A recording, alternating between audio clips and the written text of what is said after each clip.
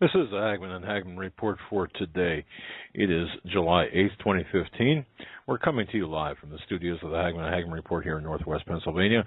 I'm Doug Hagmann at the helm with fellow investigator, researcher, and most importantly, my son, Joe Hagmann. Together, we are the Hagmann Hagmann report, America's premier investigative reporting team. Our job is to bring you the news that propels the headlines, the news that is shaped and twisted and hidden behind clouds. Right? Clouds. Just what's in those so-called clouds. We're going to find out about that tonight. Folks, we do the headline and news triage so you don't have to. I'd like to thank all of you for tuning in to us tonight, deliberately listening to us, intentionally trying to expand your knowledge base, find out what's going on. We want to thank you, everyone who's checked in with us from all over the world. God bless you. Folks, we broadcast weeknights, Monday through Friday, 8 to 11 p.m. Eastern Time. Our home base on the Internet is hagmannandhagmann.com. And from there, you can access us live, as well as all of our past shows, our social networking sites, and most importantly, our original investigative reports. Tonight, we've got a fantastic show. We've got two very special guests, a great friend of mine, Steve Quayle from stevequayle.com. And he's written, of course, a book titled Weather Wars. Folks, if you don't have that book, man, that's an awesome book. Just go to hagmannhagmann.com, click on the link. It'll take you directly to his book there in the article, as well as Mr. Dane Wigington. Boy, I'm sorry about that. Dane has a background in solar energy. He's a former employee of the Bechtel Power Group. He's got a background in renewable energy. This guy has got more bona fides than, his resume looks, it's all about energy, geoengineering, and he knows what he's talking about. He heads up something called geoengineeringwatch.org that was started in 2009, and he's investigated all levels of geoengineering and stratospheric aerosol geoengineering. Folks, first of all, Joe, I'm going to bring you on. Go ahead. Great to be here tonight. Looking forward to the show. We do have Steve Quayle with us, and Dane is connected. First, Dane, can you hear me? I hear you good, Joe. It's loud and clear. All right. You're connected. Steve's connected. I'm going to turn it over to you, Steve, and let you get the show started. Well, thank you. Well, ladies and gentlemen, tonight's a very important show because the cascading default and also the destruction of the Earth's normal weather system is now playing out before everyone's eyes. And it's a privilege for me to be able to bring Dane on because Dane has a website that I go to always, geoengineeringwatch.org.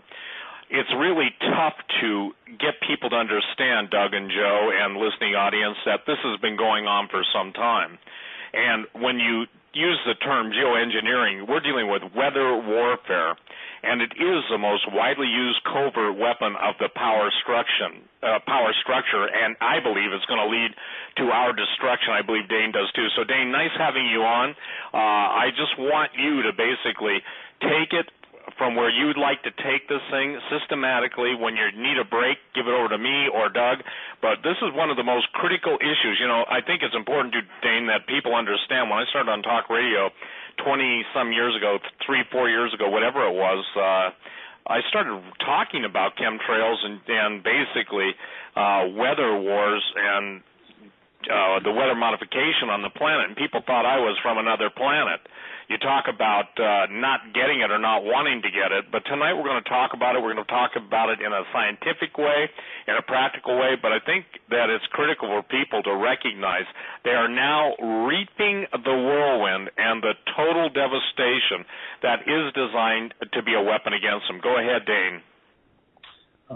Steve, again, my gratitude back to you and to Joe and to Doug for giving us a voice, but you've been at this battle a very, very long time. You sowed the seeds that I'm perhaps trying to continue to work with my work that started in the early 2000s. But again, I know you've been at this battle a very long time, and people are finally, thankfully, beginning to understand the gravity of having Earth's life support systems completely derailed from top to bottom. And these programs are no less than that, as you correctly and accurately described, Steve. Weather warfare. Climate engineering can only be classified as weather warfare. The word engineering is far too dignified a term, although we are really most effective in this battle by using the science terms, so that when people who are unfamiliar with this issue go to search online, they come to hard science. So it is a game of chess, if you will. Semantics are important, but if we stick to solar radiation management, stratospheric aerosol geoengineering, climate engineering is a great term that people can understand. That's very clear. So anyway, it's all in that category. And the gravity of having the climate system or its life support system completely derailed and the entire planet contaminated, irreparably contaminated from the fallout, I would call that a fight for life, nothing less. Well, and I think that it's critical. This is Dane, the most, how should I say, this is the frustration nexus that we all got to really grasp and understand. This is the destruction of life on the planet as we've known it. We'll get later into the show into what's happening with the plankton, the oceans, and everything else. But, you know, it started out with chemtrails, and people just couldn't believe it, even though I ran through patents, you know, over decades I ran through patents, and I'm sure, you know, from the HARP patent forward, the bottom line is there are so many geoengineering patents beyond HARP. HARP is 4686605. I remember trying to get a hold of Bernard Eastland, the patent holder, years ago, actually now almost a decade and a half ago, and for specific reasons tied to the Defense Department, I got to talk to him. I never got to interview him on the air. But the point that I think people have got to understand tonight, this is the, how do I say that? This is a crisis extinction level event that people look up in the sky, those who even bother to look up in the sky, but they don't get the ramifications. So tonight, I really want, you know, if you've ever listened to my interviews, I love to give the bottom line to people and then reinforce it through the show. So, you know, as you see it, the things, if I were to say, Dane, and I say this only, you know, in a metaphorical way, although with what's gone on today with cyber attacks, hacks, the whole world coming apart, if I had to say, give like the bottom line points and take them one by one, as you see they're the most relevant and most pertinent, and spell it out so easily. And ladies and gentlemen, we're going to be announcing what Dane's going to be putting on next month, Lord willing. But Dane, do that for us, would you? Because again, it's critical. I don't want people lost in, oh, it's just a chemtrail, guys, or oh, it's just a. This is real science.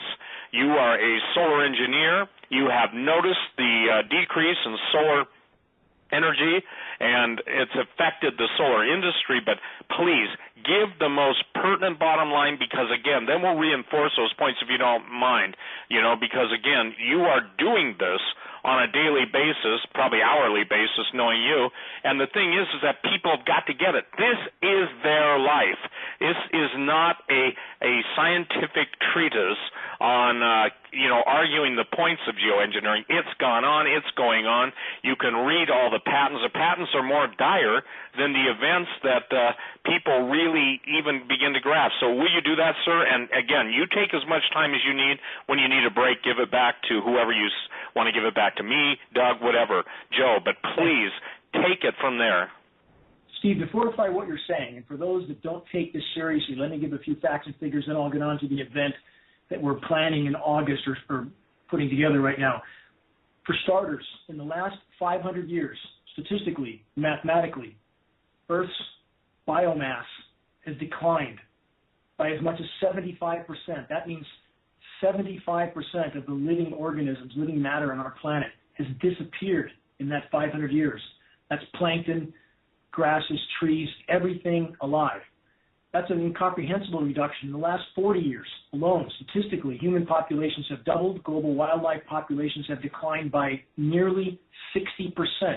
We're losing 200 to 300 species of plant, animal, and insect every single day.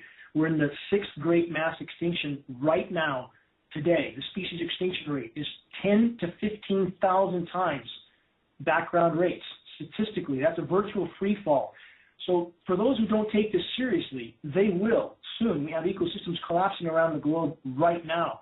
The crisis is not on the horizon. It's here now. So to the event in Redding, Northern California, August 14th, Friday night, we have John B. Wells coming to MC this event. We have a number of experts, former government biologists, former defense industry, presenting data that's not arguable, and this is conclusive film footage of these aircraft spraying at altitude. And we're talking about, we have film footage of military tankers, KC-10s, KC-135s, C-17 Globemasters, a new fleet of aircraft are being produced right now, KC-46As. They're adding to their tanker fleets. They're retrofitting older aircraft. They're putting as many aircraft in the air as they can. And this is, again, nothing more than an all-out assault. And it's important that people understand this, Steve and Joe and Doug. So many layers to this onion, and it's a mistake to try to put this in, and I know you know this, Steve, you've done a tremendous amount of research, but for many that are just looking into this, it's a mistake to try to put this issue into one or two categories. So many layers to this onion, and in addition to being able to manipulate populations and use of weather warfare, which has been going on for many decades, the droughting out of countries, bringing them to their knees, as we've seen in sub-Saharan Africa, countries that were droughted into a virtual state of emergency and then allowed U.S. occupation. That's why the U.S. has bases in 156 countries, some 700 bases plus. The Middle East, which was every single country in the Middle East which was destabilized, was subjected to record droughts prior to that destabilization. Now we see that happening in the western U.S. Is there something coming for us? It would seem very likely. We can get into this when you want with Jade Helm. But the bottom line, the use of these programs is many, many things, including an Arctic methane emergency, which is happening right now. And this is not about Al Gore or carbon credit shams or any of that. Gore's a criminal. He's a part of the cabal. He owns stock in the very companies he claims to be fighting. And we have some of these environmental groups like 350.org that is funded by the Rockefellers. I mean, I'm not talking about any of that type of hypocrisy. I'm talking about real on-the-ground emergencies that were in many ways triggered by the very climate engineering programs that we are told is mitigation for this. These programs have helped to cause the problem. They cannot help fix the problem. So they are trying to cover up, for example, the Arctic methane situation right now and the imploding Arctic sea ice. So just like the Corexit chemical, Steve and Joe and Doug, that you saw used in the Gulf of Mexico, where they used the Corexit chemical that made the situation 52 times more toxic, according to the environmental impact reports, they used it anyway because it helped to hide the problem. So geoengineering is used for a tool to introduce weather warfare, to use that type of manipulation, control the population's food supply, but it's also used to hide the gravity of the climate feedback mechanisms that are now unfolding, which climate engineering helped to trigger in the first place. Steve? Well, I want to share with everybody on Dane's website, if you want to have all the documentation, I just commend you for this. I'm on your extensive list of patents. Dane, you put this together on August 8th, 2012. And ladies and gentlemen, go to geoengineeringwatch.org / an extensive list of patents. I'm looking in your, anyway, I'm just trying to find out a faster way for them to do it. But the point is, search this site. If you put in patents, will that bring up this page? If you put in geoengineeringwatch.org patents or even geoengineering patents, you'll come up with our page. Okay, I want to give everybody just a feel for this. I don't know how many you have listed, but what is it? Somewhere about 50, 60 of them right in there. I want to give everyone a feel for this.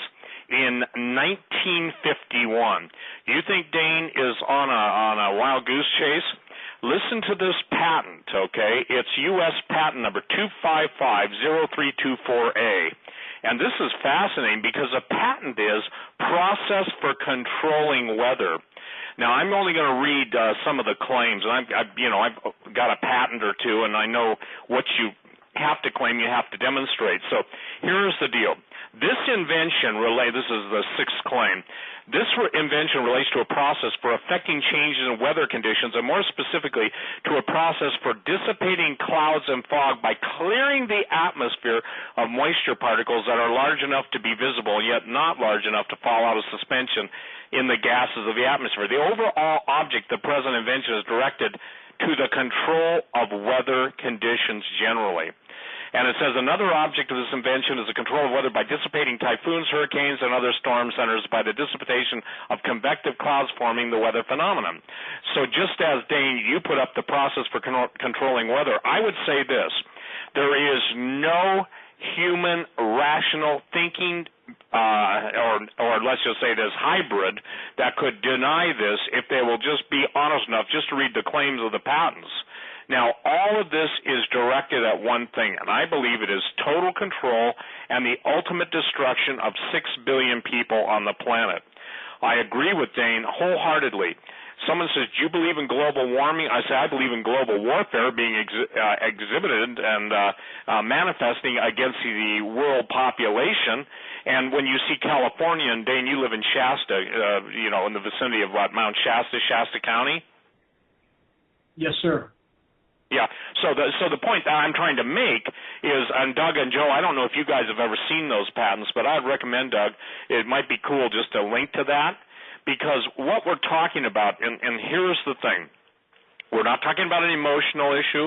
We're not talking about, I don't think. Well, you don't think. That's the problem. You shouldn't say. You should never start any rebuttal with I don't think, because usually I'll follow that up with you don't know.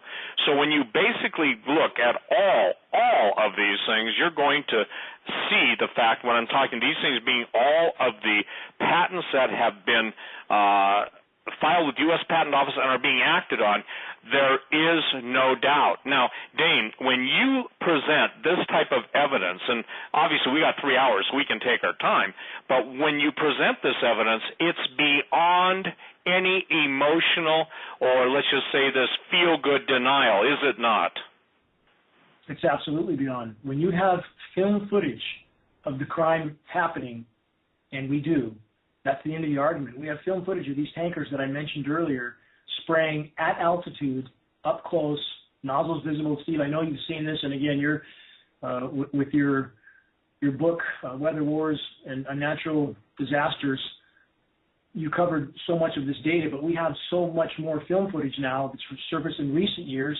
I'll have a video out in the next 3 or 4 days that also shows up-close photographs of nozzles, retrofitted nozzles mounted on the pylons directly behind the jet engines in line with the engine exhaust so that it looks like, quote, condensation trail.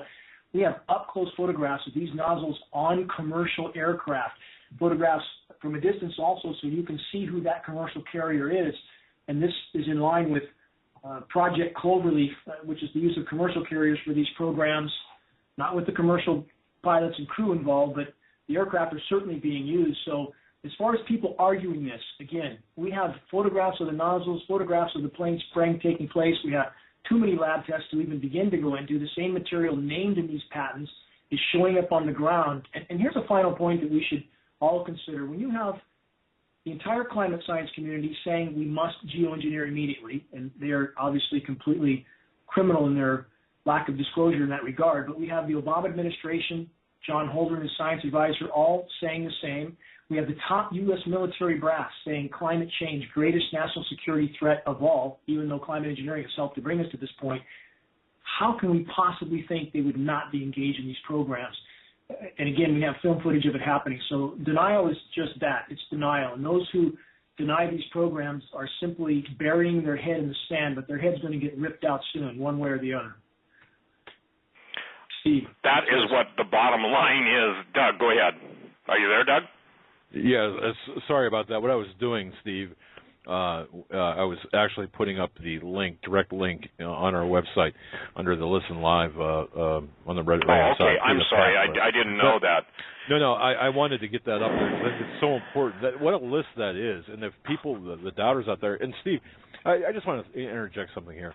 When I told a friend of mine what we're going to be talking about tonight, he looked at me and he says, well, I find it hard to believe that this whole process of aerial spraying, for example, chemtrails, what people call chemtrails, if that was real, people would know about it.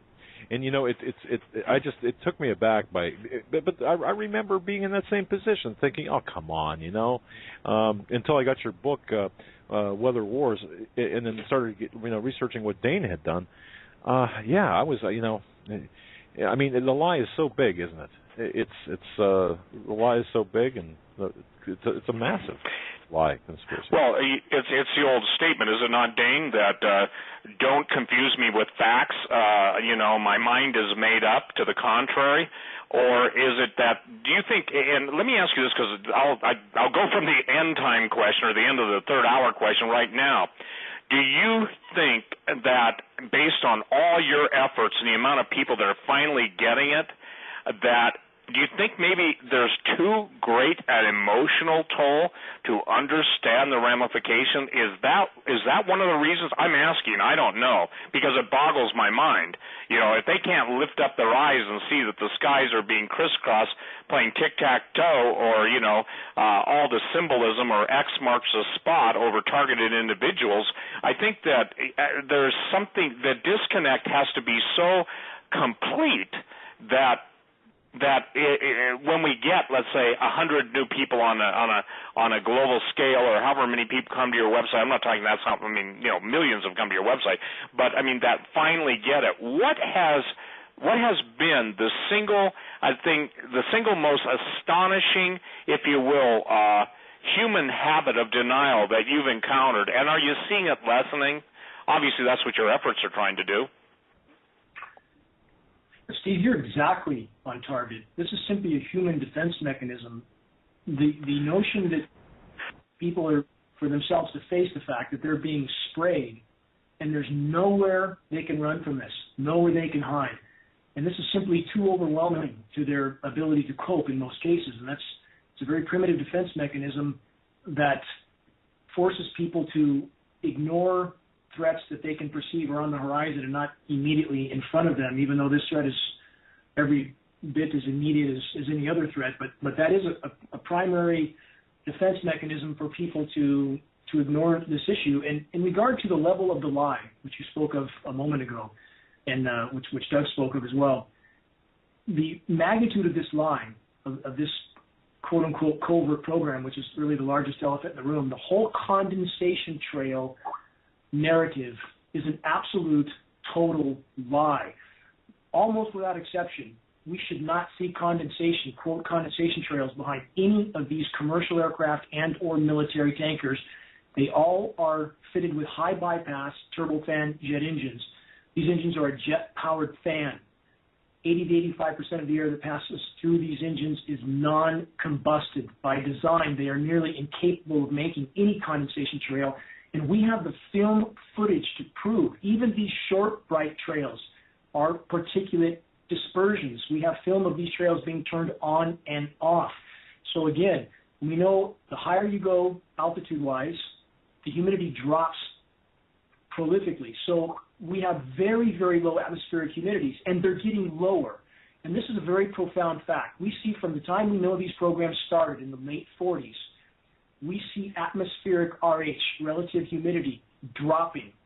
Now, how can that happen in a planet that's warming? And again, climate engineering has helped the planet to warm, not mitigated it. They can create cold events, and they do. They have. Boston last year was a big example of geoengineered cool downs done in the same region again and again and again. But it comes at the cost of a worsened overall warming. So back to the relative humidity. How can relative humidity decline on a warming planet? This violates the laws of physics. The atmosphere carries 7% more moisture for every degree C of warming. We must have more relative humidity unless there's an element in the equation that is not being acknowledged. And that element is an atmosphere completely saturated with climate engineering, light reflecting, toxic metal desiccant materials, which are reducing the atmospheric relative humidity overall. So the bottom line is the elements in this equation relating to a, quote, condensation trail, every condition necessary to create a true condensation trail is not there. It's not there. The whole condensation trail narrative is a complete lie. These are sprayed particulate trails, not condensation, with almost no exceptions. And this is, again, the biggest lie ever perpetrated on the human race, is that we are seeing condensation trails in our skies. Well, I agree with that. And here's the critical factor. When all of the globalists, Dane, the famous statement that the world needs a big enough threat to rally around in the global warming thing, I want to make it clear, ladies and gentlemen, the word ionospheric heater, which we'll get to when we deal with HAARP, the High Frequency Active Auroral Research Project, of which there are 72, by the way, and it's funny because I keep getting the same denialist, Dane, over and over saying, they closed HAARP down. No, they didn't. There's 72 of them worldwide, and they've even put them into the ocean now. The infamous barge with the giant sphere that people were wondering what was Google up to. All these things are right. Those are SBX. I'm sorry, go ahead. Sorry, Steve. That's SBX radar that you're speaking about. If people want to Google and search that, they can find it. It's called SBX radar, the sea-based that you're talking about. Go ahead. Right. And it's beyond RF stuff, too. I can remember talking to scientists and generals talking about, look, we don't just use RF, we use lasers now. And if anybody wants to question that, too, and we'll get to this state, here's the thing. Every single phenomenon that we are seeing associated with out-of-place weather patterns, with active volcanoes. You're talking about, obviously, the methane hydrate, all those things. In New Guinea, a number of years ago, the sea actually caught fire because of the methane, which was flammable, and they were talking about a tidal wave of flames. That was a pretty interesting story in Papua New Guinea. But given the fact that the world now is rallying around global warming, and you're even seeing the Pope, okay, I'm not a fan of that guy, okay, I want to make it clear. The thing is that it's astonishing to me that people are literally embracing the lie that is killing them, and it's not softly with his song. It is, and I'm talking about a song that was out there or something. But I guess the point that I'm trying to make, Dane, is that in laying out this as you do, and I want to go to your second point, and this is Dane's point, global climate engineering programs are contaminating every breath we take and the entire web of life. Every breath we take. Unfortunately, the liars that put this forth don't seem to be, going to their great reward underground quick enough. And, I mean, the point, I guess, is critical that they are contaminating everything. You know, the Air Force document, we own the weather in 2025, I said, well, that's a lie. They've owned it for the last 50 years. So in order to overcome normalcy bias, emotional shutdown, scientific jargonism, the lies flying out of the what I call paid whore scientific community, all of those things can only be overcome if a person really wants to seek the truth. Does it surprise you that in the whole, living in California, the whole California drought situation, and all the ramifications of the country, that people aren't screaming at the top of their lungs? You are. Now, don't get me wrong, and your August presentation is going to deal with that. But still, I mean, if I knew, and I do, so I'm screaming for 25 years, that these guys want us dead, they're actually what I call terror-forming, T-E-R-R-O-R, forming the earth, not terra, T-E-R-R-A, then obviously they are making it incompatible for human beings to exist.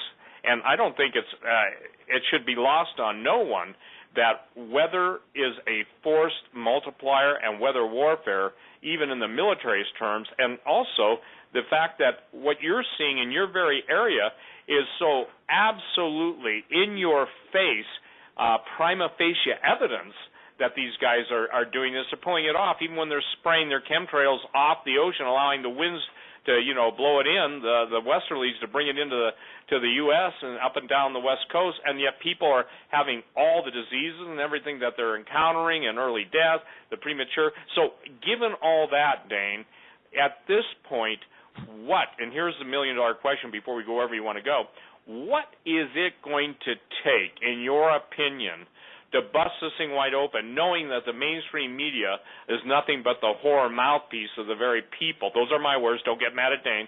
The whore mouthpiece of the very people that are openly, and I would guess is technologically, giving us a scientific middle finger as they kill the population on the planet.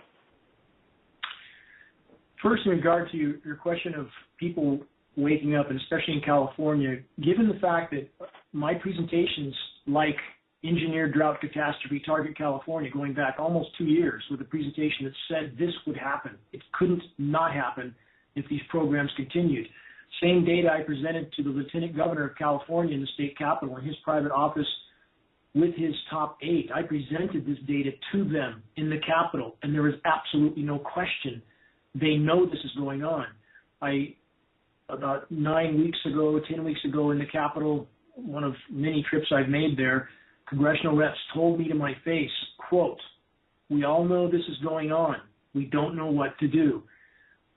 While everybody's hiding in the corner, the Titanic is absolutely going down. And what will wake people up, Steve, to answer your question? Any one of a number of events that are coming will force them to wake up.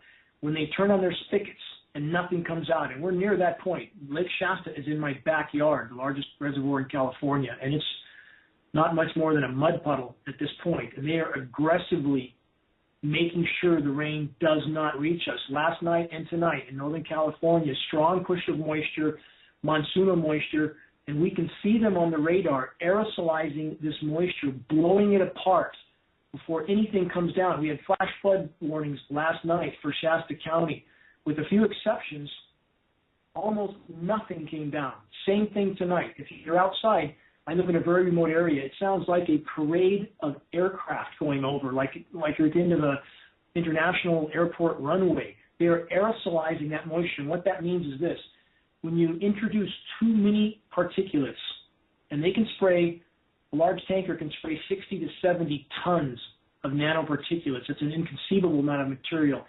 That makes too many condensation nuclei. And as those condensation nuclei are scattered or repelled with radio frequency, it scatters the moisture. It keeps the droplets from combining and falling, so they can blow apart that moisture as long as they want.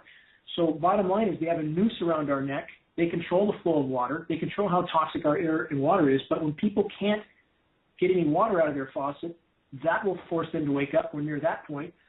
When we have a blue water event in the Arctic, and we are close to this, again, there's been a lot of disinformation, very, very coordinated disinformation as far as what's really happening in the Arctic. And right now, what the official informational sites like the National Snow and Ice Data Center, what they consider to be, quote, Arctic ice extent is anything with 15% of ice or more. Now, that still means 85% ocean, doesn't it? Is that really ice pack? I don't think so. And they never talk about the volume or the mass, which is really all that matters. And right now, in the next week, there's going to be profoundly warm temperatures in the Arctic. We had some places in the Arctic Circle at 97 degrees. Don't see a lot of headlines on that on mainstream media. So right now, just like they did in the Gulf of Mexico with the chemical Corexit, they're trying to hide severity of the problem and not disclosing issues. So in regard to the power structure and them hiding this, Steve and Doug and Joe, one more important thing to consider.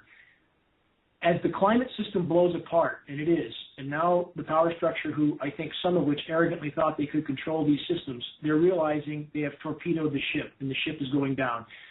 So we have leaders like Putin that I believe is actually rethinking his involvement with these programs, and certainly they're involved. There's a collaboration between the major powers on these programs, there's no question. So last September, when Putin requested the IPCC to address geoengineering, without that request, they wouldn't have addressed it at all. There was, it seemed at least for a short time, a warming up to the issue. I had, if you know who Abby Martin is on RT-TV, she was on RT. Abby became more communicative with me about this issue. It seemed Russia was starting to back off from their involvement. They wanted it talked about. So I think we're seeing a fraying of the power structures, a realization that these programs are sinking the ship on which they depend also. So I think it's going to be an interesting unfolding of events soon, Steve, and Doug, and Joe. We're at the point now where, again, cause and effect, you can't deny the effect, especially when you go to your drinking fountain or try to turn on your faucets and nothing comes out. But again, I think the thing that has to be understood, and I'm gonna just hit this over and over tonight, Dane. People have got to get it The entire Earth's weather systems have been completely derailed, modified, engineered, messed with, messed up, screwed up, tweaked, torqued, meddled with. I'm running through my list of, and at this point there is no normal weather. Now, let's address, too, the ozone layer, because the ozone layer from the time of Project Argosy and some of the high-altitude experiments that went on that were in the 40s, and that's how long ago they were playing with this stuff, the ozone layer is being torn apart by climate engineering, and it's tattered. There's no end. And, if they take it out, there's no life on Earth. But, see, the argument is this. They will generate the problem, i.e., geoengineer it. They'll geoengineer the problem. They'll provide the solution. Oh, we've got to cut back on all of your, ability to make gas or bovine gaseousness or hydrocarbons. I'm sorry, there's a million of things they want to blame, but they all want to blame it. They're building a prima facie case that in order to make the planet happy, yippee-skippy, okay, you've got to take away the thing that's causing the very demise of the planet. It is such a twisted, inverted, perverse, disgusting logic and a twisting of the truth. But let's talk about the ozone layer. I don't think people get it, how important that is. And everything is that originally started in the global weather manipulation, this, it started with the ozone layer. They had to start messing with that. Well, on ozone destruction, again, if we relate that from a broader perspective, as your book, again, Weather Wars and Natural Disasters, correctly alluded to, the use of the climate manipulation for the purpose of strategic advantage, bringing countries to their knees, as the climate system has been tampered with for so many decades, real damage has been done. And the blaming of the ozone destruction solely on CFCs was absolutely a red herring. I ask anybody to use their sense of logic. Is it more likely that aerosol spray cans are going to do that kind of damage, or thousands of tankers dumping particulates known to be very destructive to ozone day in, day out, 24/7 for decades? Which is the most likely cause of the ozone destruction? And if it was the CFCs, which were banned in the 80s, why do we now have massive northern hemisphere ozone destruction, ozone holes right now that's not being disclosed if we banned these materials in the 80s? Again, part of the lie, that a lot of things are blamed on issues that are not related in order to cover the tracks of climate engineering. When you put particulates in the atmosphere, and it doesn't matter whether those particulates come from the back of an aircraft or from a volcano, particulates in the atmosphere damage ozone, period. So we have, the more they spray, the more they've used weather as a weapon, and that's the only way to describe this. There is no weather modification. It's not weather warfare. The two terms are synonymous. So the more they have tampered with the system, the greater the damage that's been done, and thus the more damage they do, the more they justify spraying to try to provide a shield, if you will, for the damage already done. Is this not the definition of insanity, to keep doing the same thing over and over and expect a different result? But again, there's nothing benevolent in these programs. It's about power and control. It's about DARPA weapons, ionizing the atmosphere for over-the-horizon radar, for EMP purposes, electromagnetic pulse purposes.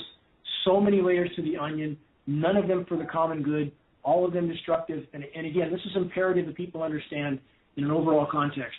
If we stay on this course, near-term human extinction is a mathematical certainty. And I mean near-term to a degree that few are yet willing to comprehend, Steve. And I would like to ask Joe or Doug, how many of your listeners would you estimate, and I'm very curious about this, that have any real notion of or belief in the fact that on this trajectory we are very close to hitting the wall? That's a great question. Yeah, that's a great question, Dane. Honestly, I don't believe this topic, this issue, gets enough airplay, and I think that there's a intellectual disconnect because people don't want to believe this. So to answer your question, very simply, although we have the most educated audience in the world, I believe, the most informed audience in the world. I think on this issue, on this topic, not so much. I have to ditto that too. Hey, Dane, just real quick. I have to ditto that because, again, when I talk about weather warfare, and I have for years, decades, they can't understand cause and effect. This isn't a put down. It's just an awareness issue. They cannot understand, and let's get into the oceans right now, because, again, the plankton populations, they're plummeting globally. The marine ecosystems are crashing, and I said, and somebody took me to task, I said, pretty much Pacific Ocean is the Dead Sea, and they said, well, the Bible's, and I believe it's a prophetic fulfillment of a third of the life in the sea dying, but somebody said, well, it's only 30.3%, so quail's off his rocker, it's not really a third. Well, when you take in the frozen land mass that is also sitting on the body of water, guess what, it's an even third. They just came out last week, you probably saw it, and basically are admitting that now, scientists are admitting, there's something going on in the sea. Well, obviously we've got Fukushima contributing to that, but will you explain what aerial spraying does to the plankton? I mean, when you start kicking out the first, how should I say this, the most important thing on the food chain for the life in the ocean, it's not tough, is it, to figure out everything else dies from that point up? Go ahead. Well, no plankton, no life on Earth either. So with that in mind, let's examine the ways that the climate engineering is decimating plankton populations. We have, again, the shredded ozone layer, which is unleashing profoundly intense UV radiation. We're measuring UV on the ground. I have expensive UV meters. And we are seeing, in the case of UVB, we're seeing levels 55 to 60%, 55 to 60% of the total UV. We're told it should be no more than 5%. So that means it's from 1,000 to 1,200% higher than we're being told. This is astronomically high. It's burning the bark off of trees. It's destroying tree foliage, and it's killing plankton. The plankton can't take this level of UV. So this is what we're told by major agencies like World Health Organization and some of the other meteorological organizations. We're told that no more than 5% of all incoming UV should be UVB. 95% or more should be UVA. There should be no UVC. And UVC is the last band of UV radiation before X-ray. So obviously the lethal nature of that should be clear. We're actually getting UVC on the surface now, and we're told it should stop 100,000 feet up in the atmosphere. So the bottom line is, the intense UV is killing plankton. Also, this is especially applicable in the eastern Pacific off the U.S. West Coast. There is massively warm water there now. It's off the charts. So, as the climate engineers have kept the, quote, ridiculously resilient ridge of high pressure parked over the west, which is absolutely a function of the ionosphere heaters and the aerosol spraying, they have caused ocean stratification. The ocean is stagnating. It's not mixing. And that warm water is building up, and that is also killing plankton, dropping the bottom out of the food chain. You can't interfere again with the systems, as you said, Steve, without derailing the whole system. The more damage they do, the more they ramp up the programs to try to mitigate it, which makes it worse still. So in regard to the plankton, from all those aspects, they are destroying plankton populations. And let's look at one more aspect, too, that you can talk about to any degree you want, Steve or Joe or Doug. The Gulf of Mexico. Does anybody wonder why there are no hurricanes there since the oil spill? Nothing is allowed to spin there. They are absolutely suppressing cyclonic rotations in the Atlantic basin. In other words, they're stopping hurricanes. There's a sea of oil at the bottom of the Gulf. The Macondo well is certainly still leaking, and they don't want that churned up. But back to the plankton, again, when you stop the cyclonic rotations, you stop the mixing of the ocean in many aspects. You alter ocean currents.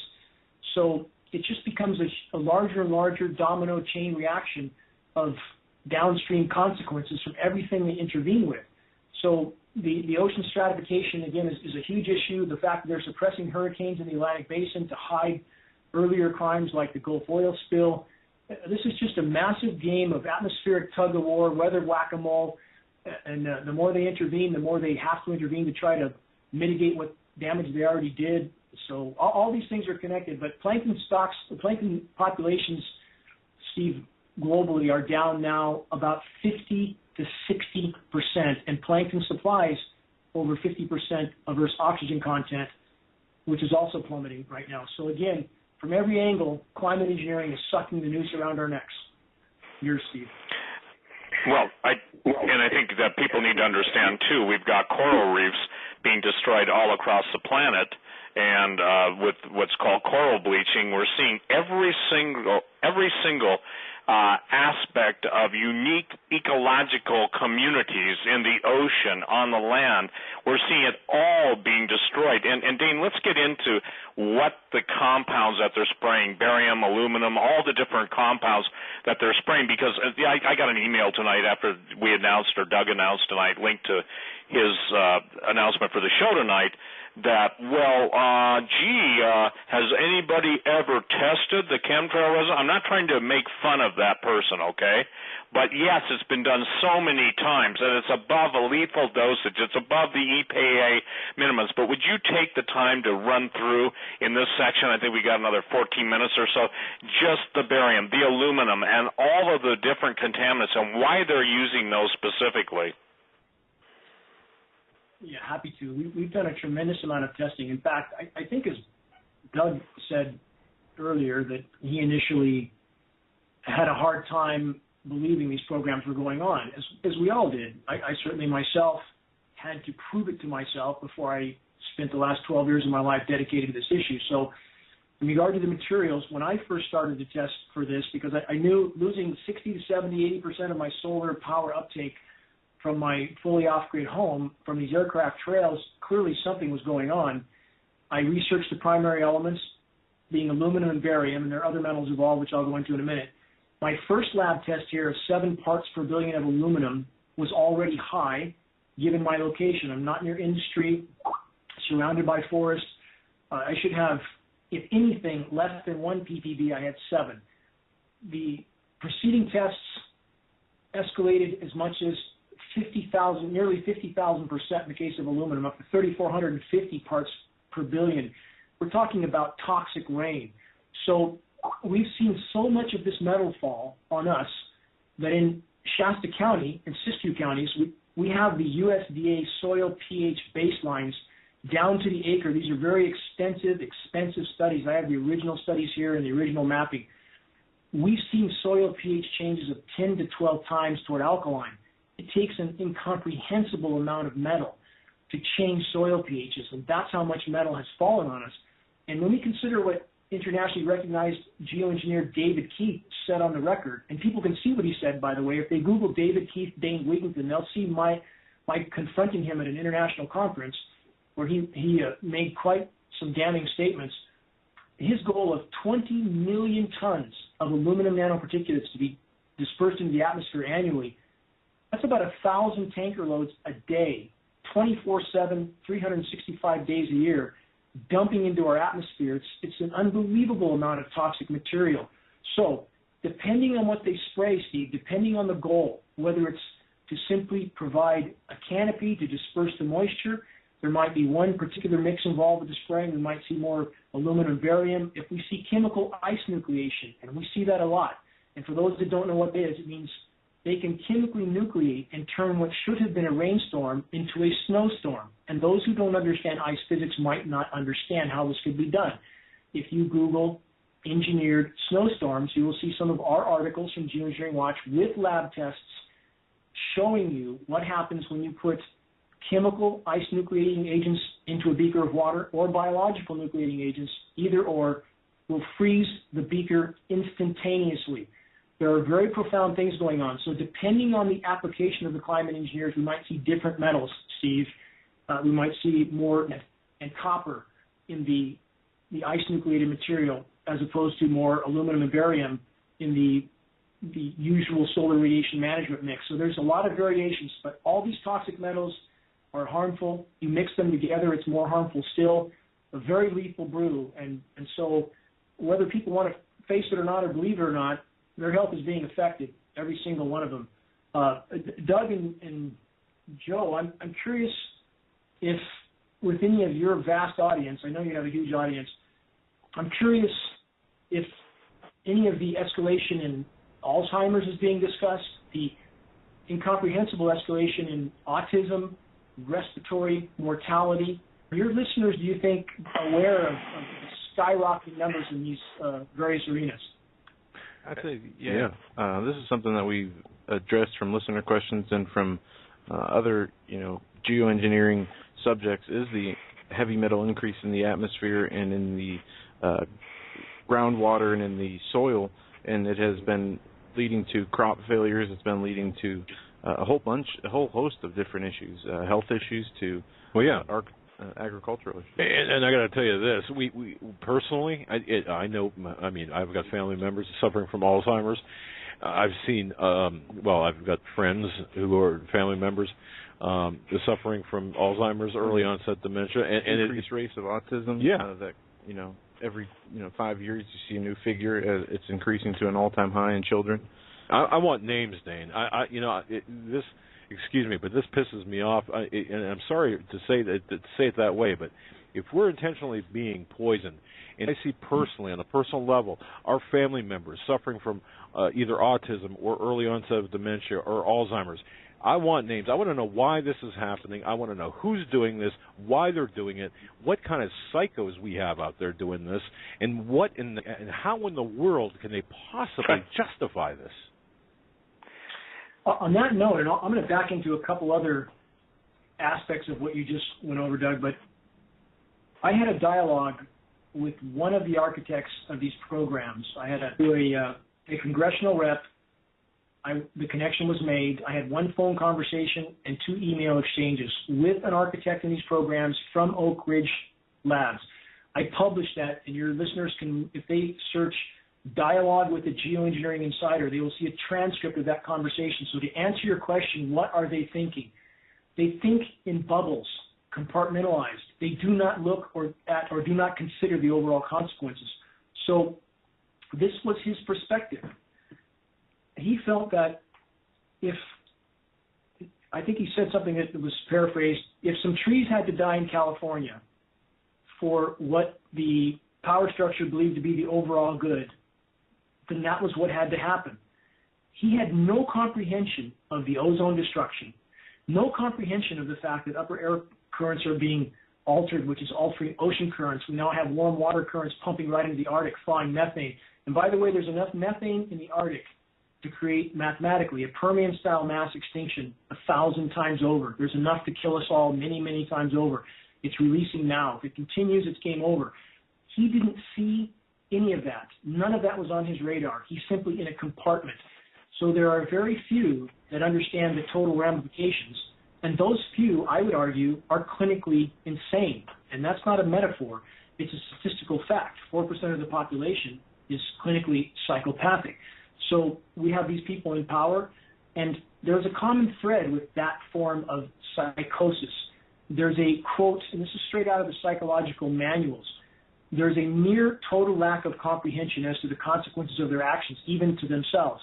So there's a massive blind spot with this sort of evil genius, and in their mind, if they perceive it to be for their good, to manipulate climate, bring countries to their knees, allow occupation, we're talking about individuals that are very, very fearful inside. That's why they behave in the way they do.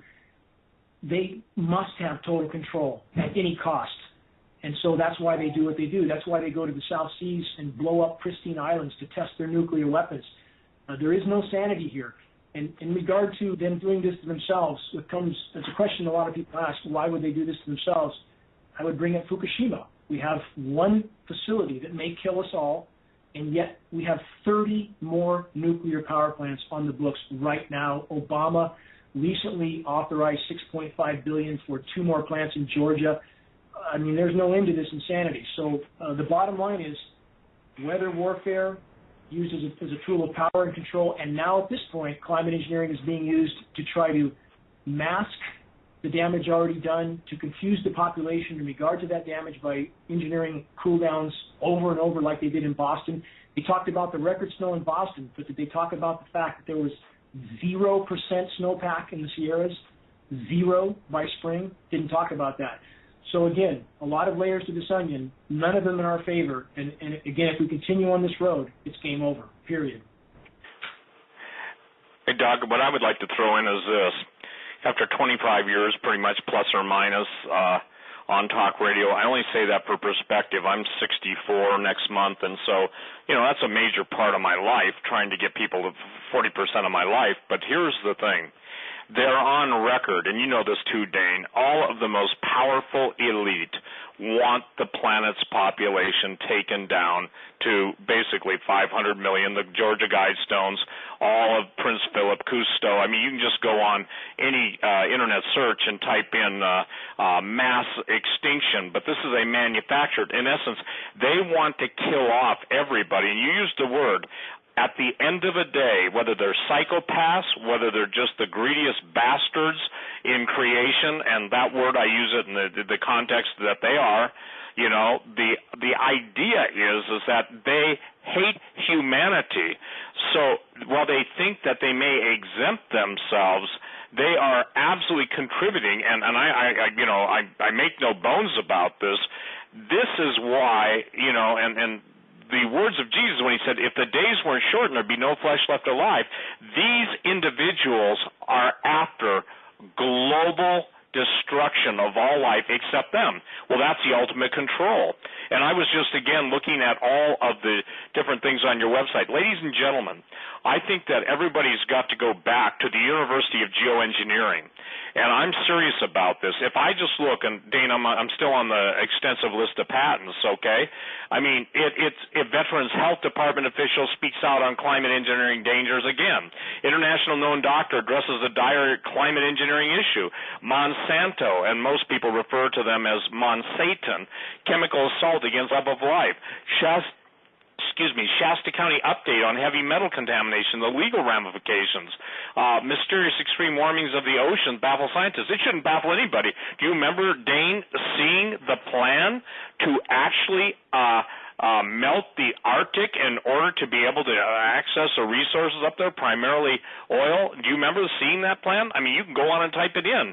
It's a plan to melt the Arctic. Would you suggest, or would you say, Dane, that's going on right now? This is where the equation again becomes more complex. And as far as the desire by those at the top to cull populations, they've talked about it on the record, so there's no denying that is on their agenda. It's important for us to remember the vast majority of military people, good men and women in the military that are there for honorable reasons, are not being told the truth, being told what they're participating in with these aerosol operations for the common good. We need to reach them so they wake up and realize this is not for the common good. In regard to the Arctic and melting the ice cap, that was discussed at one point in time with a very small arena of people. But this is what's important to remember. I watch daily and have for over a decade the ice extent charts and their correlation with increased aerosol operations. There is no question that whatever their intent may have been at one point in time to access Arctic resources, once the true magnitude of the methane factor became apparent, they have been frantically trying to retain the Arctic ice, but paradoxically in a manner that's making the situation worse, not better. So the ice pack really started to crash in 2007. We saw a massive polar ramp-up of the aerosol operations, and miraculously, because they can chemically ice nucleate, they can divert moisture and ice nucleate to build up some of the ice pack. The overall ice extent increased in 2008 and 2009 to a degree that had the entire climate science community scratching their heads, and it was a direct correlation with the ramp-up in climate engineering. Now, granted, the overall effect planetarily is a worsened warming, not better. You don't get something for nothing with nature. So we saw again in 2012, we saw a near crashing of the ice pack, and we saw yet again another ramp up. And here's a very important correlation. I've watched this for a decade. The ridiculously resilient ridge over the U.S. West, which has really been most in place since 2007, that is part of how they trap some of the warmer air in the Arctic to try to sustain the ice extent. Now, up till June, up to May, the Arctic ice was at all-time record low. Then it was in a very downward trajectory. They put massive high pressure over the U.S. West. Anybody who's watched the weather over the course of June, we have virtually fried in the West. Temperatures in the 1-teens. In Northern California, 85-degree nighttime lows. We have absolutely fried. And immediately, the downward trajectory in ice goes back up. They're able to trap some of the cold air in the north and try to retain this ice. But it comes at the cost of a worsened overall situation. That's where their short-sightedness comes in. To try to shorten this story, yes, Steve, I do believe they discussed, and I know they discussed historically, it's a fact, the attempt to melt the Arctic to reach the resources. But since the methane issue became so apparent, they have frantically tried to go the other direction. And it's important for people to understand this, because for those in the climate science community and those in the military that are engaged with these programs, if the official narrative from us in the alternative news community is that we think that they're intentionally trying to melt that, which again was discussed at one point but not the case now, we will lose those people. We will lose those that we need to build bridges with. And though that was, again, discussed at one time, the current scenarios based over the last decade of constantly watching these charts does not support that that's an agenda item now. But as far as everything else you mentioned, the population reduction intent for those in power, eugenics, that can't be argued. It simply can't be. The Agenda 121 issue, I mean, all of it, that must be considered a part of this equation. But it's complex, and we have to be careful. Hi, folks. Doug Hagmann here. Boy, a very satisfied customer of Blue Apron. Have you heard about Blue Apron? It's a great service. You know, here's the deal, folks. We're all busy, and the last thing that we want to do, I know the last thing I want to do, and certainly my wife and anyone I talk to after work, is to go to the grocery store, get your stuff for supper, wait in line, and then trudge on back home and cook a complicated meal. So what's the alternative? You can get takeout, right? But how don't you get sick of that? And it's really kind of unhealthy, and many times. And plus, it's even more expensive. It's hardly better. Well, that's where Blue Apron comes in. They are revolutionizing, really, the way that I know that we are having dinner here at our household, and many of our listeners have checked in with us saying, hey, thanks for turning us on to this, because this is really a great service. Let me tell you how it works. It's real simple, folks. Blue Apron, they must have this cabal of excellent chefs. I really believe that. They create these original recipes. Oh, are they good? Some of the best recipes of various meals you could ever want. Tasty, just delicious. These recipes are crafted by their in-house culinary team. I like to shake their hand, all of them, because the food is fabulous. The recipes are fabulous. They use premium seasonal ingredients. And let me tell you, you can tell, because what they do is they send to you the ingredients in a refrigerated box. It's a box containing the refrigerated packing. And even if you're at work and it's delivered to your door, it's still cold by the time you get home. You unpack it, and inside the box, in addition to the ingredients, are recipe cards. On one side, it tells you about the meal. It even shows you with pictures what it looks like, and on the other side, step-by-step instructions. So even I could cook a meal. And all the ingredients inside to make the meal, they're exactly proportioned. So in other words, there's no waste. How often do you use some of these special, hard-to-find spices or ingredients? Sometimes, again, they're hard to find, and you really don't want waste. All of this for less than $10 per meal.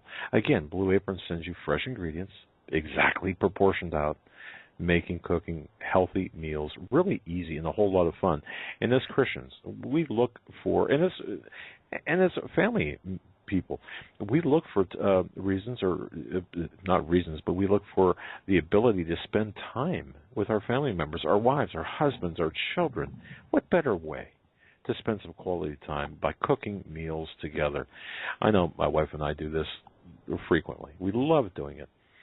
Even my daughter gets gets involved in this as well, and she loves it too. It's just perfect for cooking with friends, cooking with family, even date night, for example. They have child-friendly ingredients.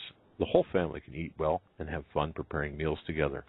And this is what I found out. It really kind of blew my mind that each of these balanced meals are between 500 and 700 calories per serving. They're so tasty, you'd never know it. The entire process of cooking, it takes maybe 35 minutes. The shipping is flexible. It's free. The menus are always new. They're not going to send you the same meal twice. They work around your dietary preferences. They work around your schedule. They do everything. Blue Apron's experts, well, and again, you can tell, they source only the best ingredients. And when I say best, there's no comparison. Folks, on the menu for the week of July 13th for next week, how about some sirloin steaks or chicken and basil fettuccine pasta, what am I saying? Yeah, pasta. You know what I'm talking about, those noodle things, right? Boy, sound like I'm from the Bronx. With all due respect to people from the Bronx. Caesar salad, salmon Caesar salad. Oh, I could go on and on and on because they've got everything. I mean, they really do, but the menus are fabulous. The sirloin steaks are just delicious. Go to blueapron.com/CFP radio and check out their menu. Check out the images, the pictures. You're just going to be hungry. Oh, so hungry. That's blueapron.com/CFP radio, blueapron.com/CFP radio, or alternatively, go to hagmanhagmann.com, click on the Blue Apron. And you know what, for doing this? You're not going to believe this, but the first two meals are on us. That's right. We'll buy your first two meals. They're on us. All you have to do is go to blueapron.com/CFP radio. Go ahead and sign up for the service, and the first two meals are on us. Now, what better way to cook? There is no better way to cook. Again, blueapron.com/CFP radio. It's our treat. The first two meals are... In hour number 2 on this Wednesday, June 8th, 15 edition of the Hagmann and Hagmann Report, we're joined by Steve Quayle from stevequayle.com and Dane Wigington.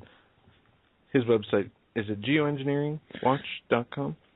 I'm sorry, yes. Okay. And folks, by the way, you can, the patents that Steve and Dane were talking about, on the right-hand side of our website, under Wednesday, just scroll down and you'll see the word or the phrase patent list. Unlike pasta, it's patent list. Okay, so there it is. Click there for the patent list, and you'll just be blown away by this. He's done so much research.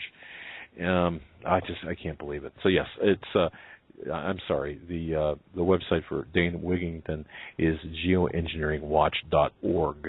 Okay, geoengineeringwatch.org, and of course stevequayle.com. And we've got, by the way, we've got a link to Steve's book, Weather Wars and Unnatural Disasters, in the article on climate engineering. So just for that. So Steve, go ahead, take it away, brother. Well, there's one of the questions I proposed, Doug, and I proposed Dane, and this really is now what I think is happening. All of our secretaries of defense have always alluded, Samuel Defense Secretary Cohen, Sam Cohen, Zbigniew Brzezinski, National Security Advisor. If you start looking up on weather warfare quotes, you'll come to the knowledge that these guys know perfectly well they're generating weather wars against each other. But I want to draw attention, Dane, and then get your feedback. Listen to this. This is what's interesting about writing books and doing the research and stuff. The idea of melting the Arctic ice cap actually was proposed by a Harvard geologist, Nathaniel Shaler, in 1877. He proposed channeling, I'm reading this now, more of the warm Kuroshio current through the Bering Strait. But now jumping forward, okay, this is amazing to me. Well, Julian Huxley, and by the way, he's one of the leading opponents of the New World Order, Julian Huxley. Well, he was the head of the United Nations, UNESCO, proposed in 46 to use nuclear weapons to break up the Arctic ice cap. But going back to Borisov, okay, Peter Mikhailovich Borisov basically made this statement. He said they see no negative benefits to melting the ice caps, and he asserted that melting of the Greenland ice cap would raise sea levels only 1.5 to 2 millimeters per year.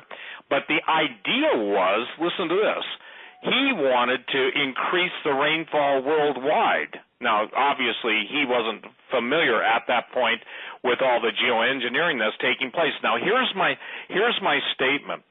With the Russians moving massive amounts of military into the Arctic, claiming new Arctic reserves, and claiming, that so much of the Arctic is now theirs, with the idea of being able to melt the, if you will, the polar ice cap, they see nothing wrong with it, and I maintain that's going to be underway right now. So given the fact that the Russians see no harm in it, but given the fact that they are using weather weapons, their Tesla physics and everything else going on, what have you ever postulated, Dane, as to what would happen when everybody begins weather warfare against each other using chemicals, using RFID, HARP-type devices, antenna arrays, and also lasers? I mean, have you ever just sat and gone, good night, these guys are going to parallel each other at some point. They're going to create a super potential type massive, if you will, reflection and deflection, all of this stuff, and it's going to be total mayhem. Were you familiar that the Russians actually, at this point, believe that they can take down the Arctic and, melt the ice, and it will be beneficial? Well, there were points in time when and Nathaniel Shaler in 1877 did discuss this, and a lot of points along the way. In 1929, Herman Oberth, Huxley in 45, a lot of discussion of this, but as the ramifications were more thoroughly understood and realized, in fact, here's from a major article on this issue right now. In 1962, geoengineering efforts to warm the Arctic were widely entertained, but in 1966, it was a top priority to prevent the Arctic from warming by even 1 degree because the full ramifications had been realized. So if we look at global mean temperatures, we see, and this is information is available to anybody if you search this online, we see in the late 40s, when we know these programs were ramped up the most significantly initially, we see a leveling off of what was a linear rise in global temperatures. And we see this continue right about to the early 70s. And this leveling off of temperatures was very perplexing to the climate science community, who did not know climate engineering was going on, or at least were not acknowledging it. So you had about 20% of the climate science community in the early 70s. I'm sure you might remember this, Steve, that they felt perhaps another ice age was coming on. They had no idea what could have caused this leveling off of temperatures because they did not know there was heavy geoengineering going on over the polar caps at that time. And a document that your listeners, Doug and Joe, search 1966 document geoengineering. I found this on the NASA archives in 2012. It's an 80-page document from the Executive Office of the President listing the scope and scale of the U.S. weather mod programs as of that time, budgets in the hundreds of millions of dollars.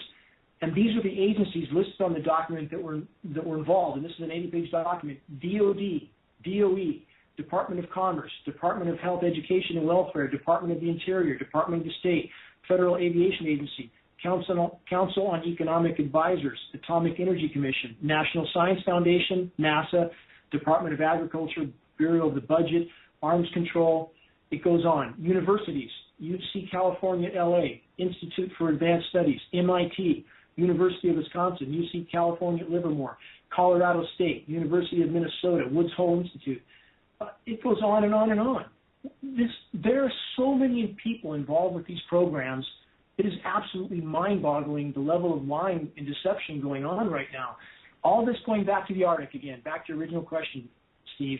Yes, there was a lot of dialogue about this, but that dialogue really came to an end in the official circle where it mattered in the late 60s when the full ramifications were realized.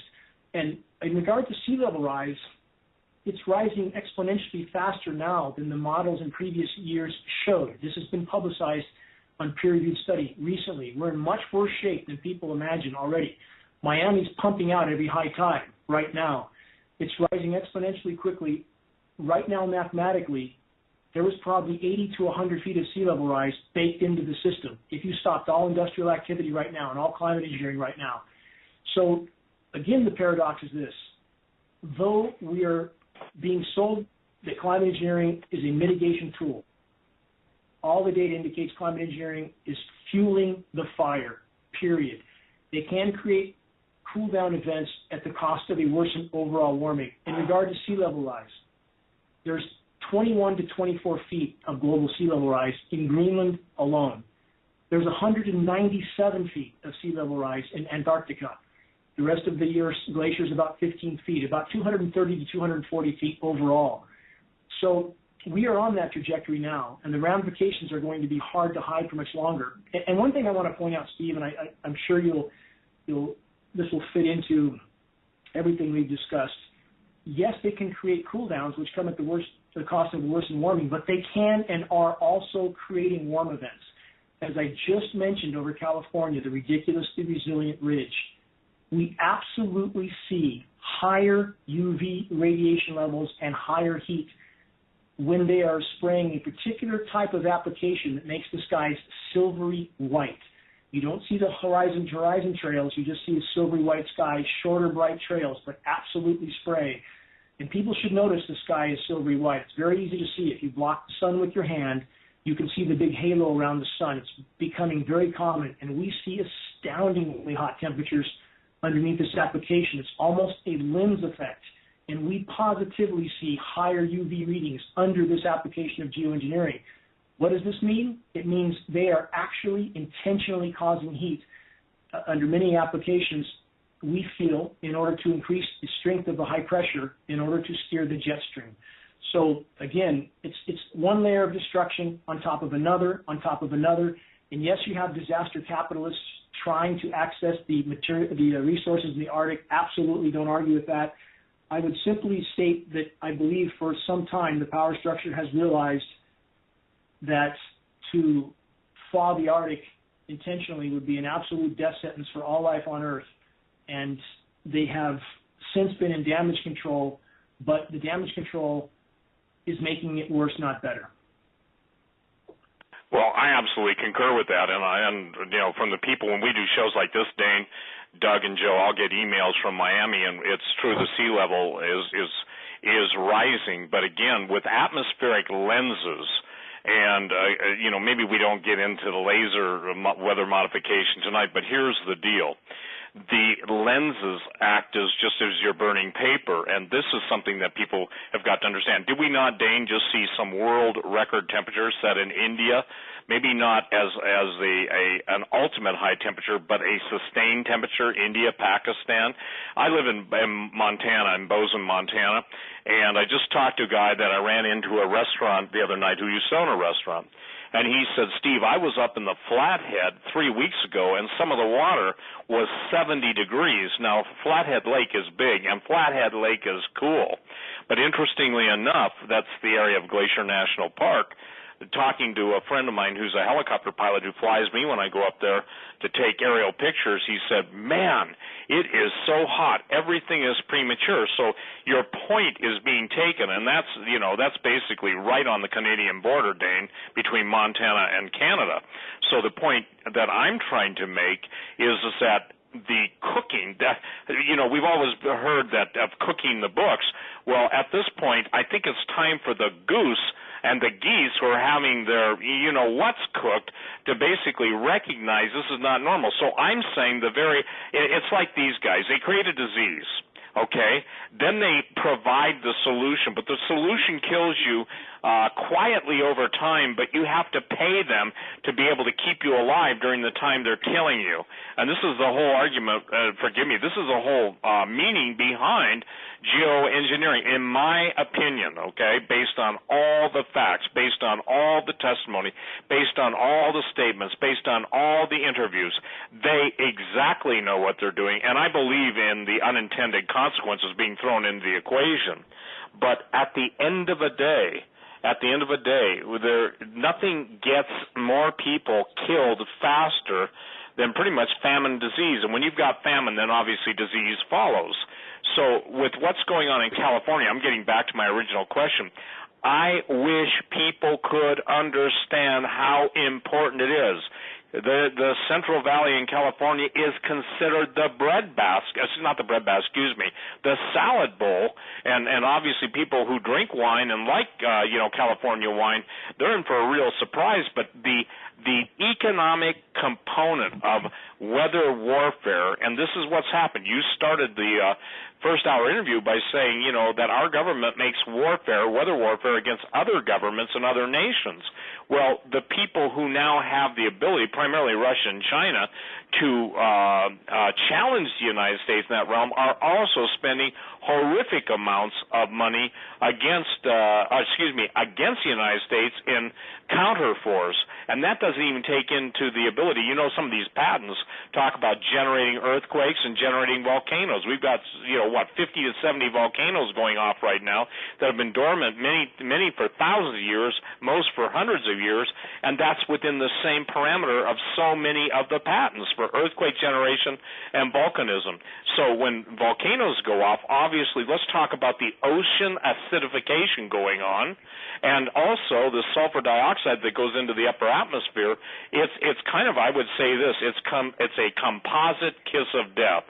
Let's deal with the acidification of the ocean and what that means, because, again, at the end of this show, my prayer is that enough people will wake up to say, man, I got to look into this. This is way beyond just seeing patterns in the skies of jets flying, making tic-tac-toe or pentagrams or Masonic.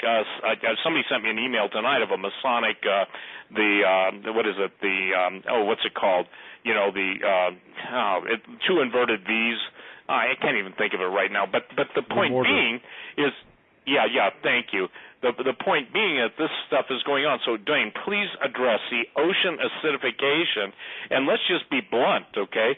California is under weather warfare. Texas has been under weather warfare for 10 years. You know who fights me the most on that? The guys that are basically losing their cattle in Texas. It's happening. So let's talk about ocean acidification. Then let's talk about the fires now that are taking place all over the world. Because, listen, these guys are not – they are planning a poisoned earth and a scorched earth policy simultaneously. Go ahead. First of all, I want to make clear, I completely agree with you on the fact that those at the top are wreaking destruction for purposes of power and control. And in that sense, yes, they know exactly what they're doing, and this is the intent, to force populations into disruption, destabilization. It's what they've done in the Middle East. So I'm not arguing that intent at all. What I'm saying in regard to the overall ramifications of the climate engineering, I think they've bitten off much more than they can chew, and that's starting to sink in. The consequences of what they've done is starting to become apparent, and I think it's causing a fraying in the power structure now that is certainly in our favor. The more they infight, the better. The attack on California, there's no question. There's absolutely no question. Their consistency with dispersing the rain here is absolutely inarguable. They have made sure that the precipitation is radically reduced here. In regard to the global temperatures, and this is important to understand, when you see a record, you can probably add 4 or 5 degrees to that record. We have checked and compared the official high temperature readings with the actual readings on the ground in numerous locations, and we are seeing, one of my friends with the Union of Concerned Scientists help with this effort, we're seeing, in his case, a 4.6 degree under-reporting of the temperatures. What does that mean? It means it's much hotter than we're already being told. In regard to the ocean acidification, and that's happening at a radical rate. It's 30% more acidic than it has been historically. We are already seeing marine ecosystem collapse. Let's go back to geoengineering, another aspect of geoengineering, ocean fertilization. And I've done articles on this because I believe it's already going on, where they are combining solar radiation management and ocean fertilization by using materials that they spray in the troposphere to block sunlight. This is marine layer enhancement, one of the solar radiation management tactics.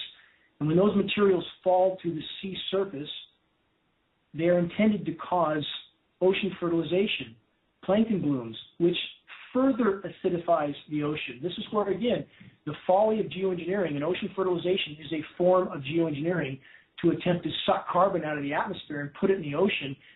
Well, if the oceans die, we die. And this is yet one more tunnel vision approach to a problem that does nothing but harm. So how are the global fish populations right now? Global pelagic fish populations down 95%. How much longer can we catch and eat fish out of the ocean? The marine ecosystems are virtually collapsing.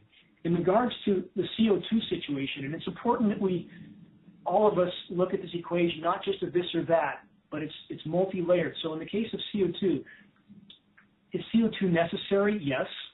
Is too much a problem? Yes.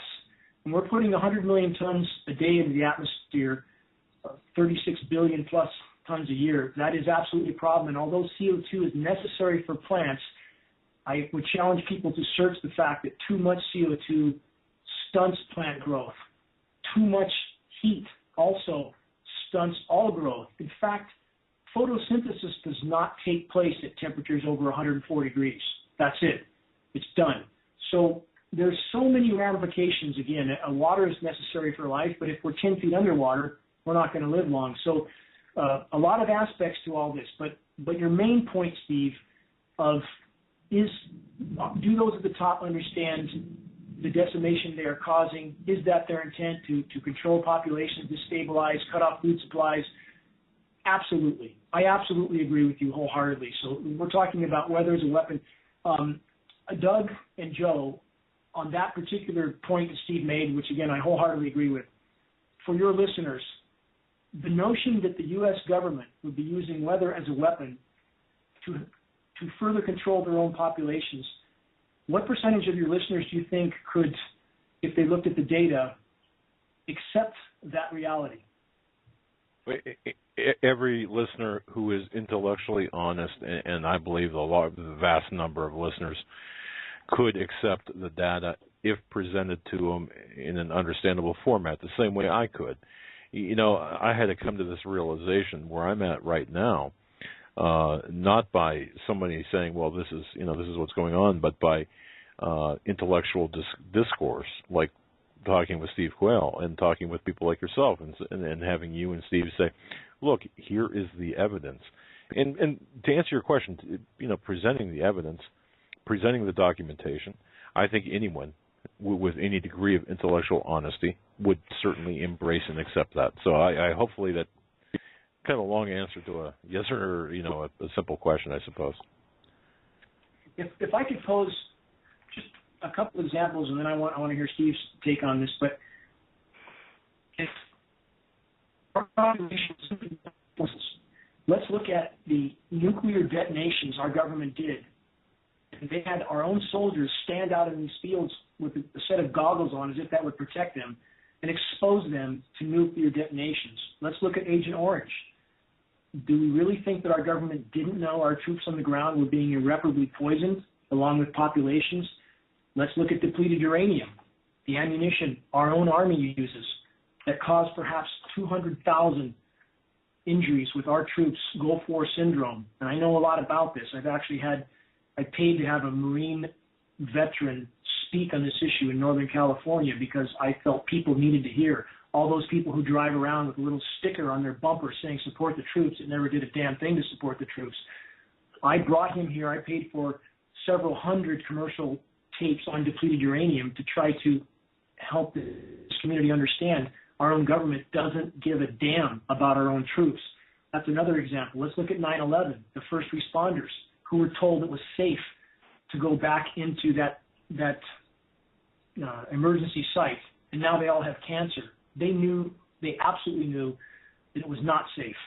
We have example after example of our own government, and this is historical fact, doing biological testing. Steve, I know you know a lot about this, so maybe you can follow me up in 1 second here. We have how many examples? About 24 historical examples of our government doing biological experimentation on innocent U.S.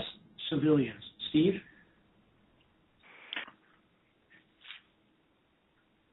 We still have Steve? Yeah, we do. Can you hear me now? I'm sorry. Yeah. Every government program, every military program always has the EF in it. The EF is the experimental factor. Every vaccine developed for the military is a beta test. Every single thing they do is our servicemen. This is my chief bitch, okay? And people get mad at me for talking like that. Well, they better start waking up, because the idea that American citizens and everybody listening to us tonight is in effect a caged guinea pig. And my, or how do I say this? An experimental lab entity undergoing the experiments even as we talk. So there is no, number one, there is no truth. Number two, there is no concern, care, compassion. And by the way, the one thing, Dane, you probably know this, Doug, Joe, I hope you do. Do you know what the number one enemy is to the U.S. military and their super soldier program? Do you guys want to guess? No, go ahead. Yeah, I don't know. Compassion. They want a completely, no, seriously. Aren't we seeing brain chemistry studies going where they want to read our mind, they want to control our mind? Well, tonight what Dane is presenting, ladies and gentlemen, is probably, in my opinion, the finest systematic approach to the entire concept of geoengineering. The idea is that if you take the time to go on his website, if you take the time, you don't have to read all those patents. Read the first 3 or 4 claims or the first 4 paragraphs. You'll get the feel for it. The idea that Dane has put forth is, as Dane, I want to address this because I think what you're planning on doing in August, take a little time. This isn't a pitch. It is a reality check. And for those of you that really want to basically address this in your states, you need to come to this because there are some people Dane can't announce who are going to be there. I don't know them by name, but I know them by their positions. And he's put together, is this a fair statement?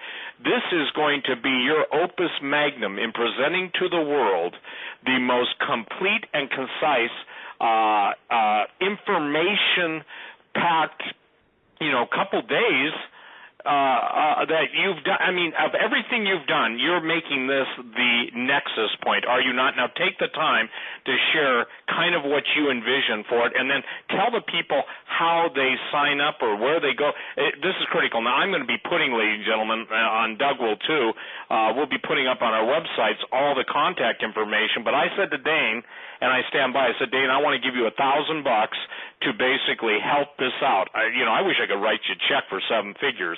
I say that because that, in my opinion, this whole idea of geoengineering, weather wars, and an extinction-level manifestation at the hand of some very evil, and I don't even consider them human beings anymore, and I don't, okay, I call them entities, is the critical point for all of us. In other words, everything else, finances that are melting down, everything that's going on, the birds abandoning Florida, I mean, the sharks coming into the waters. I have another take on that also, just for people's information. The sharks have a lateral line system. That's how they sense a fish in distress. I used to be a big-time diver. I worked on shark repellent. I did a lot of stuff with people in that realm. So the point being is that we're seeing now the most critical point. And Dane, in my opinion, the project that you're doing in Northern California is, I would say this, the sentinel point of absolutely presenting reality to a people who have intentionally, and when I'm saying this, forgive me, unintentionally been dumbed down by the chemicals in the chemtrail spraying. So explain exactly what your conference is going to be, how long you see it happening, and don't name names because, people are ending up getting terminated and murdered now. But, the point being is that, and ladies and gentlemen, pray for this conference. The point being is that it's truth. And we do have the ability to present the truth. Now, whether people choose to believe the truth or not, that's a whole different story. But take the time and explain.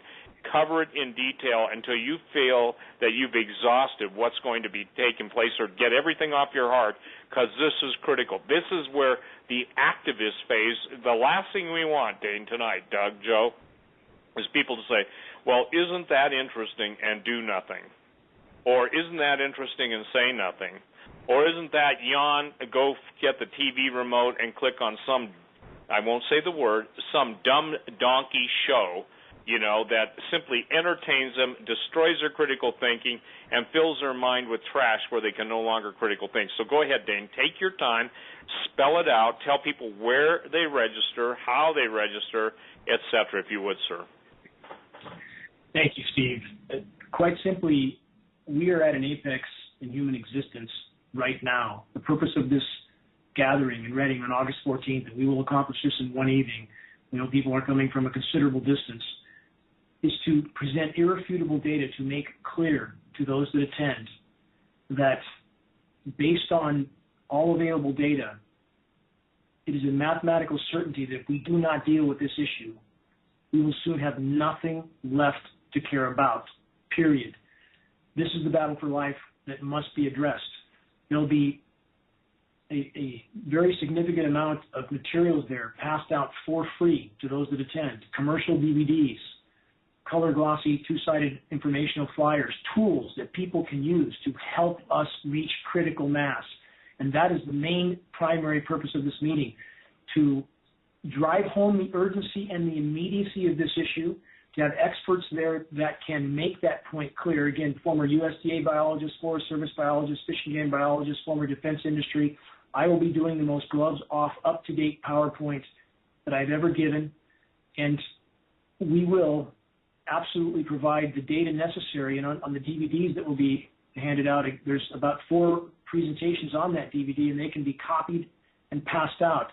There's nothing commercial about any of this. We're simply fighting for life, and that's my mission in life. I live for the day, Steve and Doug and Joe, to see this insanity in our skies exposed and halted so that life can, again, try to resume, try to sustain itself. So the point we're driving home, as you correctly said, Steve, we are all lab test subjects in the largest and most lethal experiment ever carried out by the power structure, an experiment that is deciding all of our fate by the day. If you care about your children, if you care about any future at all for them, please try to attend the event.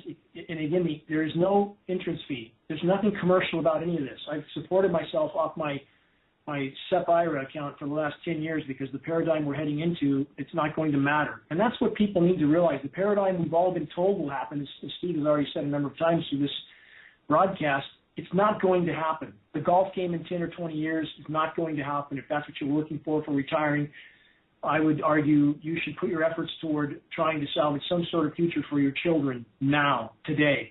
This is where we find out innovative. Okay, so this is bottom line. We're all, whether we believe it or not is irrelevant. We have a lab test to prove it. We are all test animals at this point.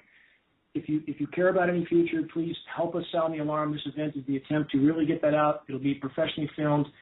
We need to pack the house. That will get us the mainstream media coverage we need. There'll be a representative from our attorneys team there. We have 6 U.S. attorneys, 2 Canadian. We are trying desperately to get this on the radar. And Steve, as you also said correctly, that those who speak out get the hammer lowered on them. And this is absolutely the case. I've been contacted with scientists from major universities a number of times who tried to share data and were immediately shut down, taken off the radar.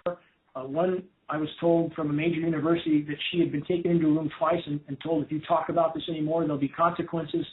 The power structure is making scientists cower in the corner while the entire ship goes down. And we need the public to be involved in order for us to reach critical mass so that all those people in academia can come out of the shadows because they know this is going on. I've spoken to NOAA scientists face-to-face who told me, and I quote, we know this is going on. We're alarmed as hell. Just like the congressional reps, they said, we don't know what to do. The public must become involved.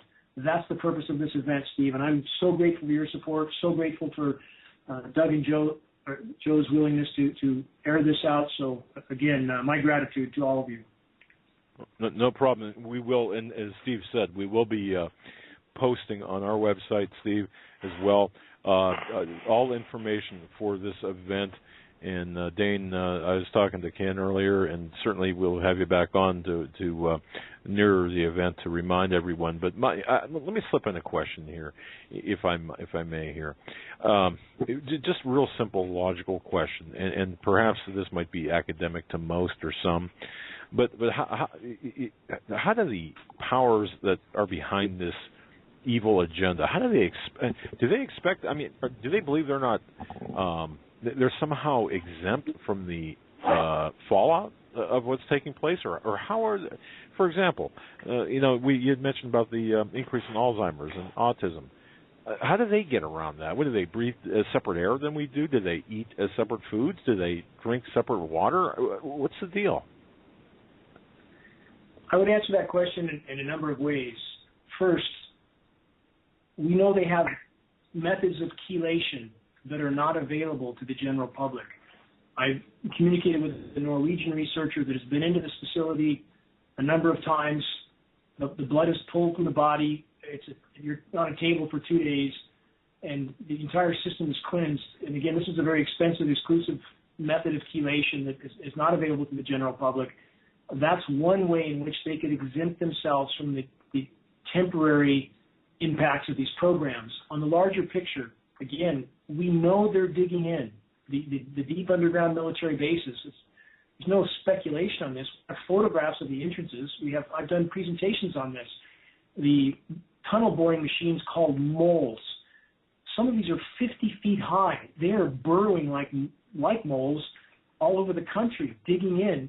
We spoke to Mountain House Freeze-Dried Foods. It was 3 years ago, some of their management, when Mountain House went offline for a long time, off retail, because they were stocking up military bunkers. So do the global elite think they're going to go underground and ride this out? Some of them do. But let me point out that we know from paleo data, from past mass extinctions, and we are in the 6th great mass extinction now. Again, I want to remind your listeners of that. That's a statistical fact.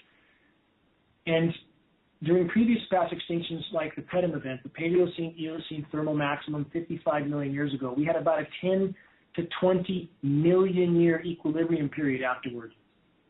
Can they stay underground that long? Of course not. Is that apparent to them?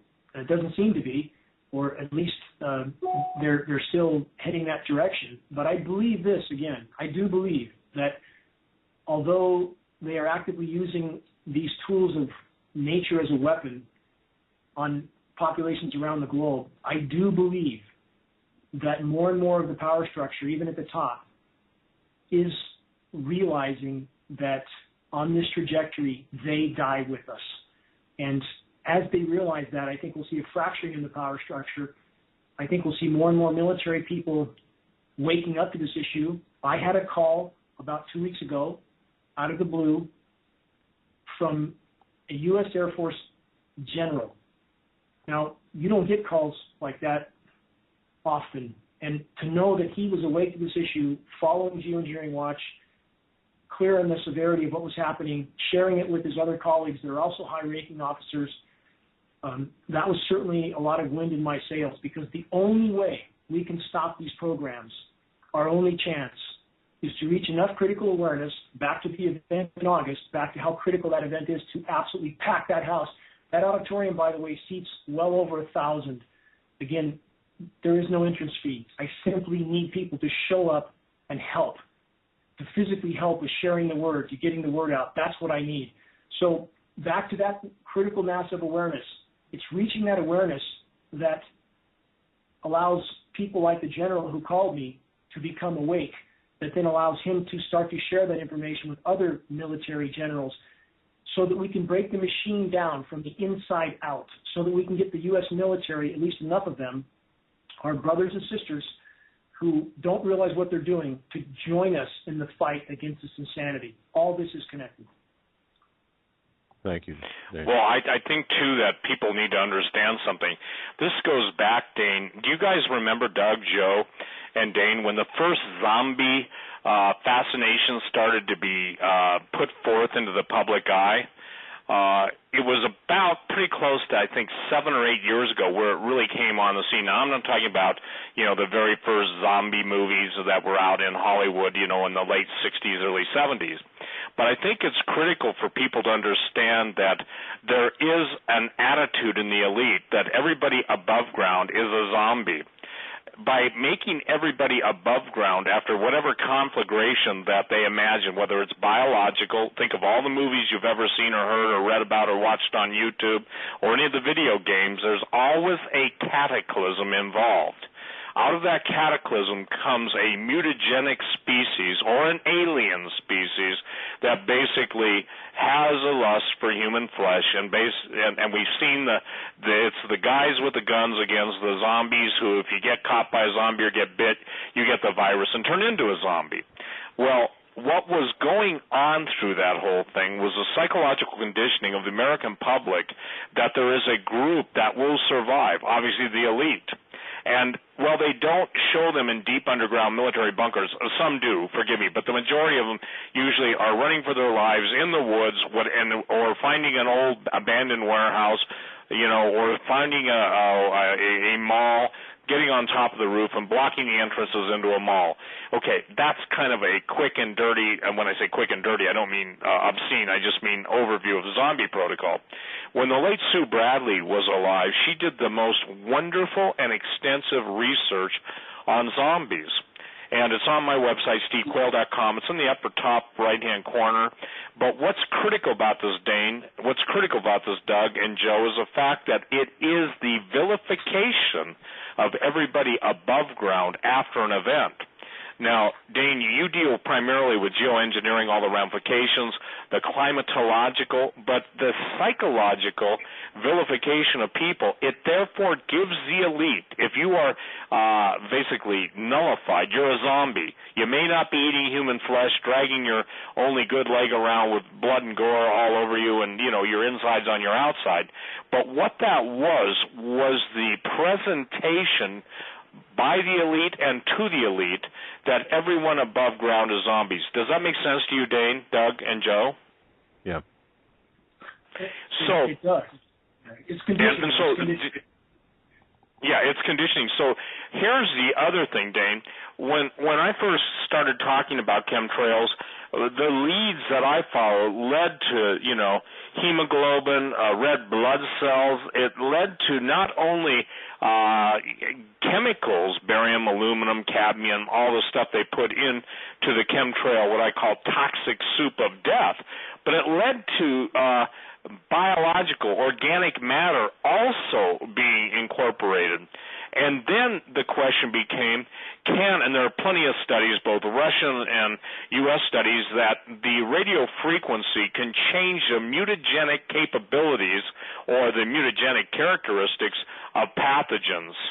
So the point being is that with that mutagenic nature, with the ability of those organic compounds, human blood cells, animal blood cells, and I would say this, and by alien, I don't necessarily mean from outer space, but unusual blood cells, the combined effect would be a binary weapon of unimaginable lethality.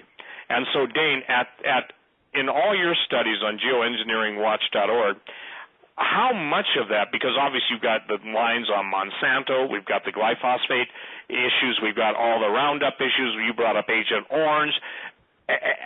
Was it surprising to you, or are you following that lead concurrently with not only just the death properties that, we're expecting and experiencing an extinction level event, but also we're basically seeing an alteration of the human genome, are we not?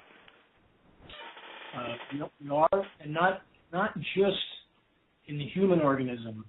We're seeing, according to Norwegian researchers that I have communicated with fairly extensively, horizontal gene mutations occurring in all plant life. We are seeing these mutations in the environment. When you have nanoparticulates, bioavailable nanoparticulates, that with materials that we know are highly toxic to all organisms, the absorption of these particulates causes mutation period. They're being absorbed in everything, period. This is an absolute fact. It's not disputable. So the bottom line on do I think that they are experimenting with electronically stimulated biotech, which is what you're referring to, I believe, that we could all be seeded with pathogens that would become virulent when exposed to the right frequencies? Do I think they're experimenting with that? Why wouldn't I think that? I'm with you on that completely. What I would suggest, however, is that the best laid plans of even a very advanced power structure have flaws and run aground. And if we look at, just like some of what you covered in your book, the Weather Wars and Unnatural Disasters, Steve, you have a chapter on the man-made earthquakes. Now, I want to use that as an example of power structure plans that go awry. For those who are skeptical, and I understand that skepticism, that seismic activity could be triggered by anything man-made, I would advise to look at the data. In regard to the Fukushima quake, 3 days prior to that quake, I was contacted by a person on the California coast who has a relative in military intelligence. She's in a tsunami zone. She was told by that relative to be out of that zone on Friday. She asked if I had heard anything. I hadn't. You hear certain things all the time. Again, this was the Tuesday before the quake, which happened on Friday. And when that quake happened that Friday morning, when she said that she was told to be away, you can imagine that I was certainly quite shocked.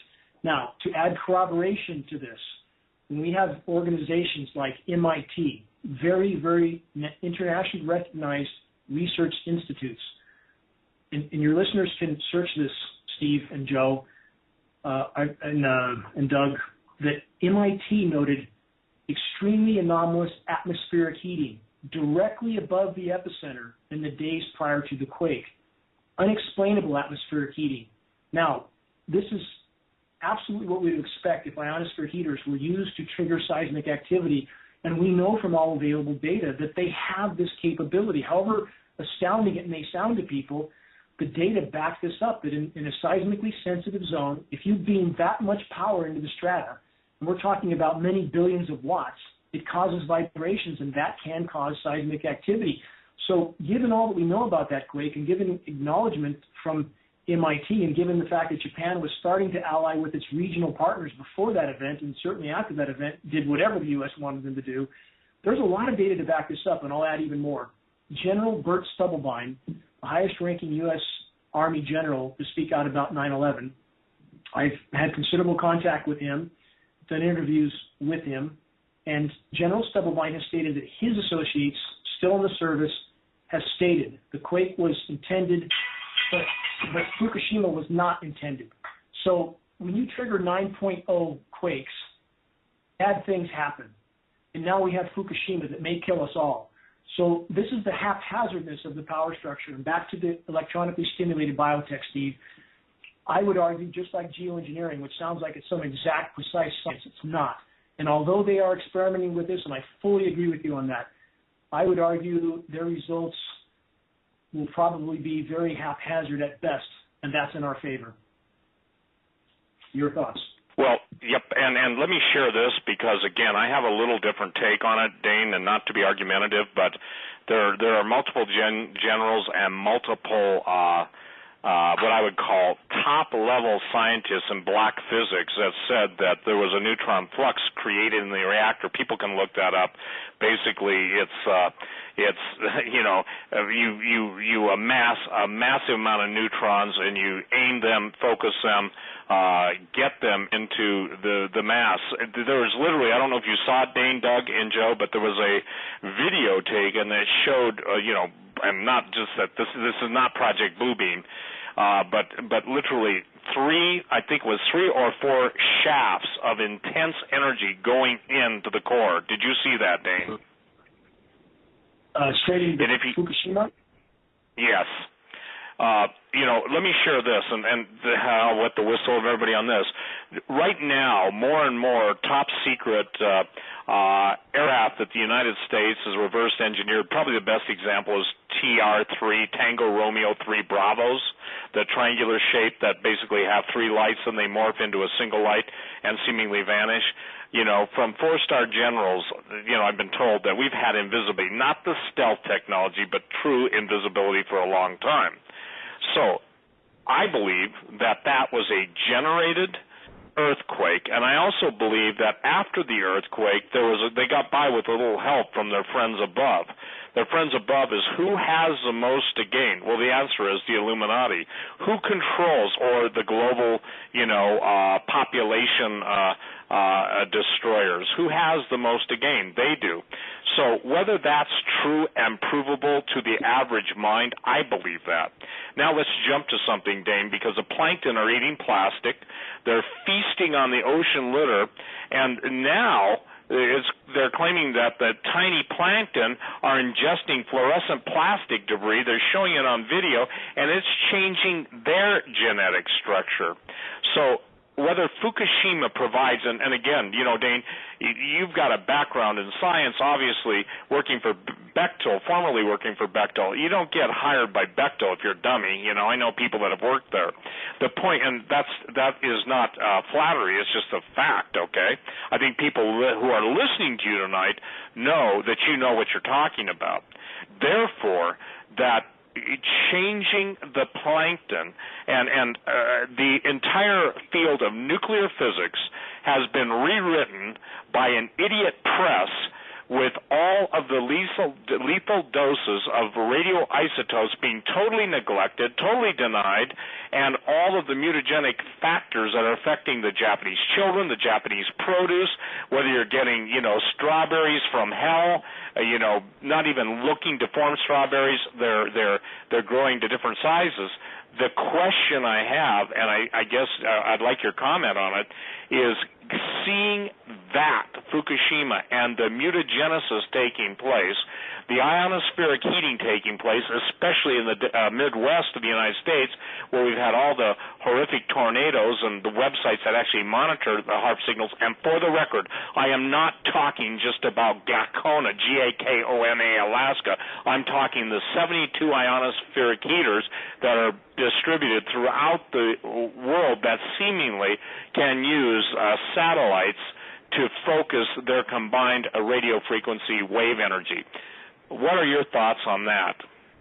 The fact that nuclear physics has been rewritten by idiots in the press and basically fed total manure, and what has happened is that the harvest has been totally false. I don't argue with you on any of those points. In fact, even going back to Fukushima, I'm simply stating what I've been told, and that doesn't necessarily mean that I would subscribe to any particular conclusion on whether Fukushima was or wasn't. So I don't think we're in opposition on that at all. Certainly, the scenarios you described are something we would expect the power structure to do, given the behavior we know that they exhibit. So, there's a lot of conclusions with Fukushima that are hard to come to solid determination on. But I think we are on the same sheet overall, Steve. It was certainly an event that appears to have the ionospheric heaters signature all over it. We have a lot of corroboration, again, even from organizations like MIT. And as far as the other experimentation that would go along with creating that type of nuclear cataclysm, that does fit into other things we see the power structure doing. So I don't think we're in opposition on that at all. I'm open to a lot of conclusions on that. Oh, yeah, and I don't believe that we're on opposite pages at all. I just want people to hear your take on it because, again, you can't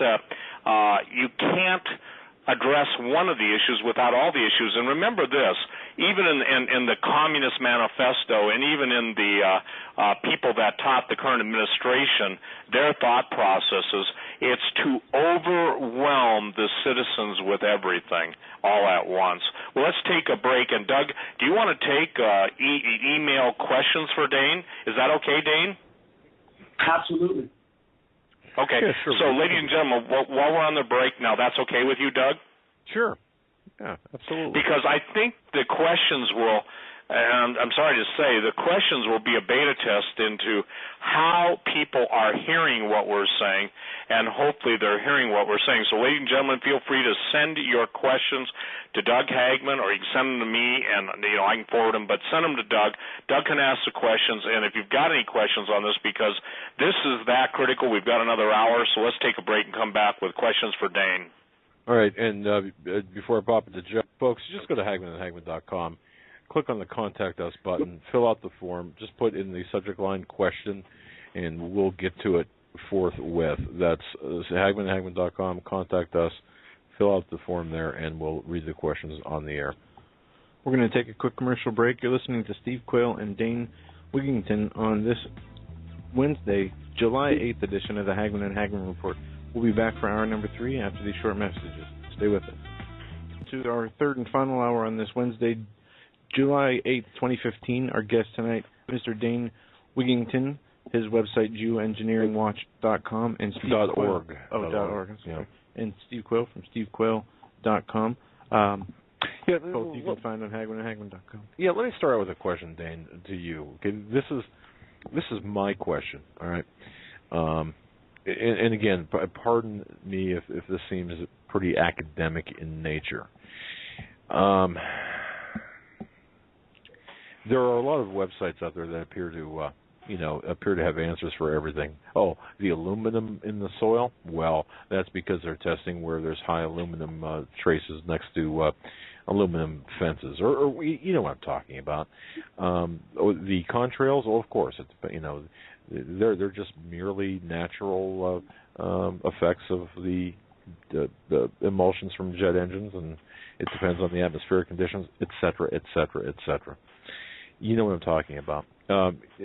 But more importantly, and this goes to your weather situation, how is it possible that you've got local meteorologists, whether it's your Channel 5 out of Phoenix or Channel 7 out of Sacramento or whatever channel, how is it possible that these people are not saying, wait a minute, man, there's a whole lot wrong with what we're doing here, or what we're seeing here. There's just a whole lot wrong.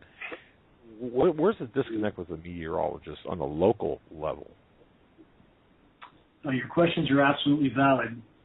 Let me back up to the initial question. When people ask about or try to claim that we should expect aluminum in the soils, true, aluminum is a very abundant element, 8% of the Earth's crust.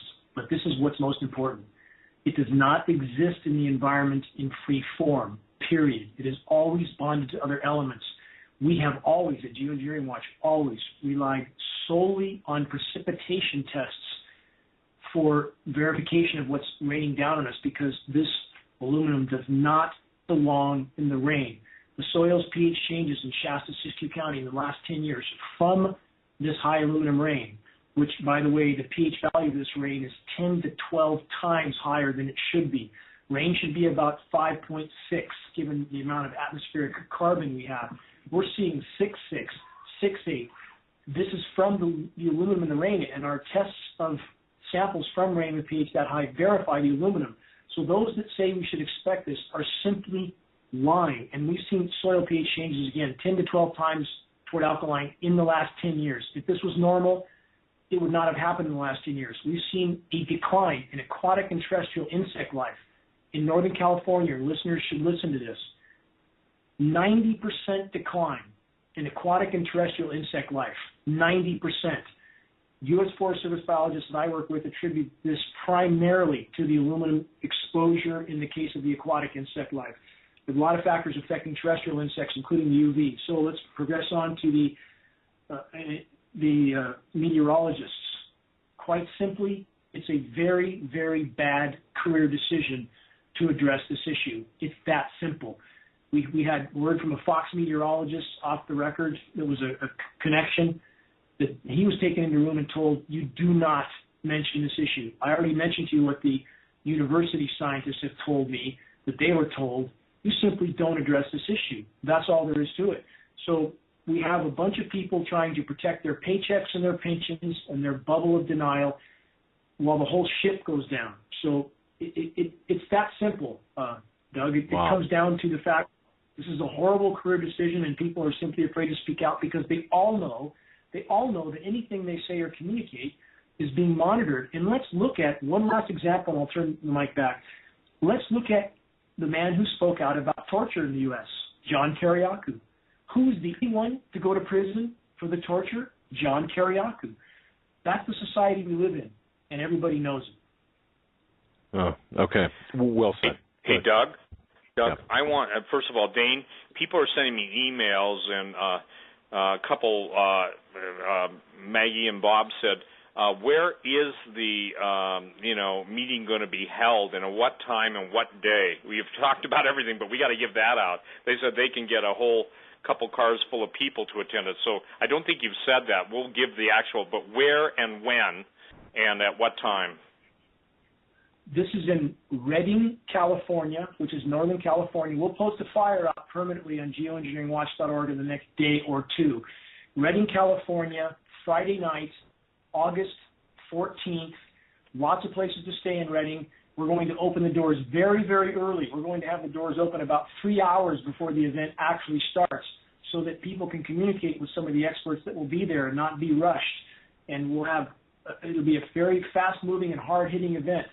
Statements of urgency from all these experts, a presentation by John Wells, and then my PowerPoint presentation, which will be the most hard-hitting I have ever given, and then we'll have a panel discussion afterwards. So all that will be in the flyer data. People can download the flyer and share it. It will be posted on geoengineeringwatch.org in the next 2 days. Okay. Beautiful. Hey, Doug, I want to draw everybody's attention to something that's happening right now. It's related to what we're talking about on the peripheral, but I want people to be able to go to norsecorp.com, NORSE-corp.com. The cyber attacks right now that are coming in at St. Louis. Now, why is this important? It's critical for people to understand. The Greek banks are closed. China, trading was suspended. New York Stock Exchange, trading was halted.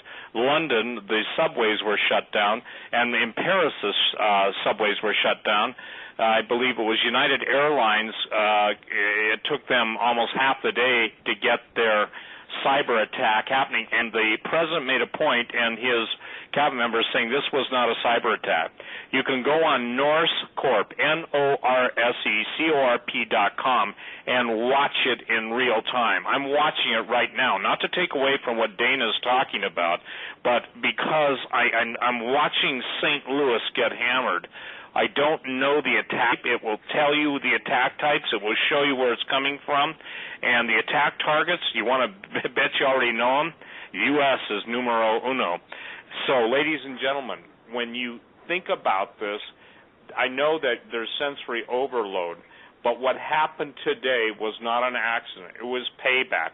The Chinese are blaming the United States for their economic woes. And what you saw in the precious metals was somebody with huge money being able to just throw the metals to the dogs, buy paper metals, not physical. And I was told by one of the biggest suppliers in the world today, they've never seen so much silver being bought. Doug, what we're at, this isn't a plea, it's just telling everybody. I said on your show years ago, the day would come when you won't be able to buy it at any price. You can show the spot price at $15.25. It's not available at that price. So what do you have to pay? Whatever you have to pay, that's what it's available for. And so what's telling and compelling to me is this, is that orchestrated with that attack was some of the biggest purchases in the world by, guess who? J.P. Morgan, who owns 95% of the world's commodities contracts. Now, I'm not saying they're behind the attack. I'm just saying they took advantage of it. It's coming from China right now. It's increasing, so norsecorp.com. People be set, because on a weekend they're going to claim that there was a cyber attack that wiped out U.S. banking, and all the money in all the accounts, I've warned about this for years, is going to be gone. So do as you feel led, as quick as you feel led. Go ahead, Doug, with questions. Yeah, I just want to mention, Steve, that on HagmannHagmann.com we have a direct link to that site, as well as an alternative site as well that shows exactly what you're talking about in real time. So thank you for that. And yeah, it's just, Steve, technical glitches, right? All right. Things, and I watched the media just explode with that drivel today, which it's insane. All right. We'll go through these questions in the order we received them. First question is from Jim, and they have a question for you, Dane. Is there anything that the general population can do to lessen the effects or the chemtrail effects? They said they're heavy spraying in their area and would like to know if there's anything they can do on a day-to-day basis. There absolutely is, and let me answer that in 1 second. I want to give one more final caveat to Doug's earlier question on the meteorologist. Another important fact to consider: all the weather modeling for the National Weather Service and NOAA, National Oceanic and Atmospheric Administration, is done by Raytheon, a primary weather modification contractor. So you have those doing the weather modification, supplying the weather modeling. Meteorologists are simply script readers. The entire flow of information is controlled from top to bottom. The FAA's weather modeling is done by Lockheed Martin, another primary weather modification player. So again, great links have been taken to control the entire weather disseminating mechanism, if you will. Bain Capital and Blackstone owns Weather Channel, Rothschild's Weather Central, Monsanto Climate Central, or Climate Corp, excuse me. So you have the climate modification cabal, the power structure controlling weather dissemination. So that's part of the question on the earlier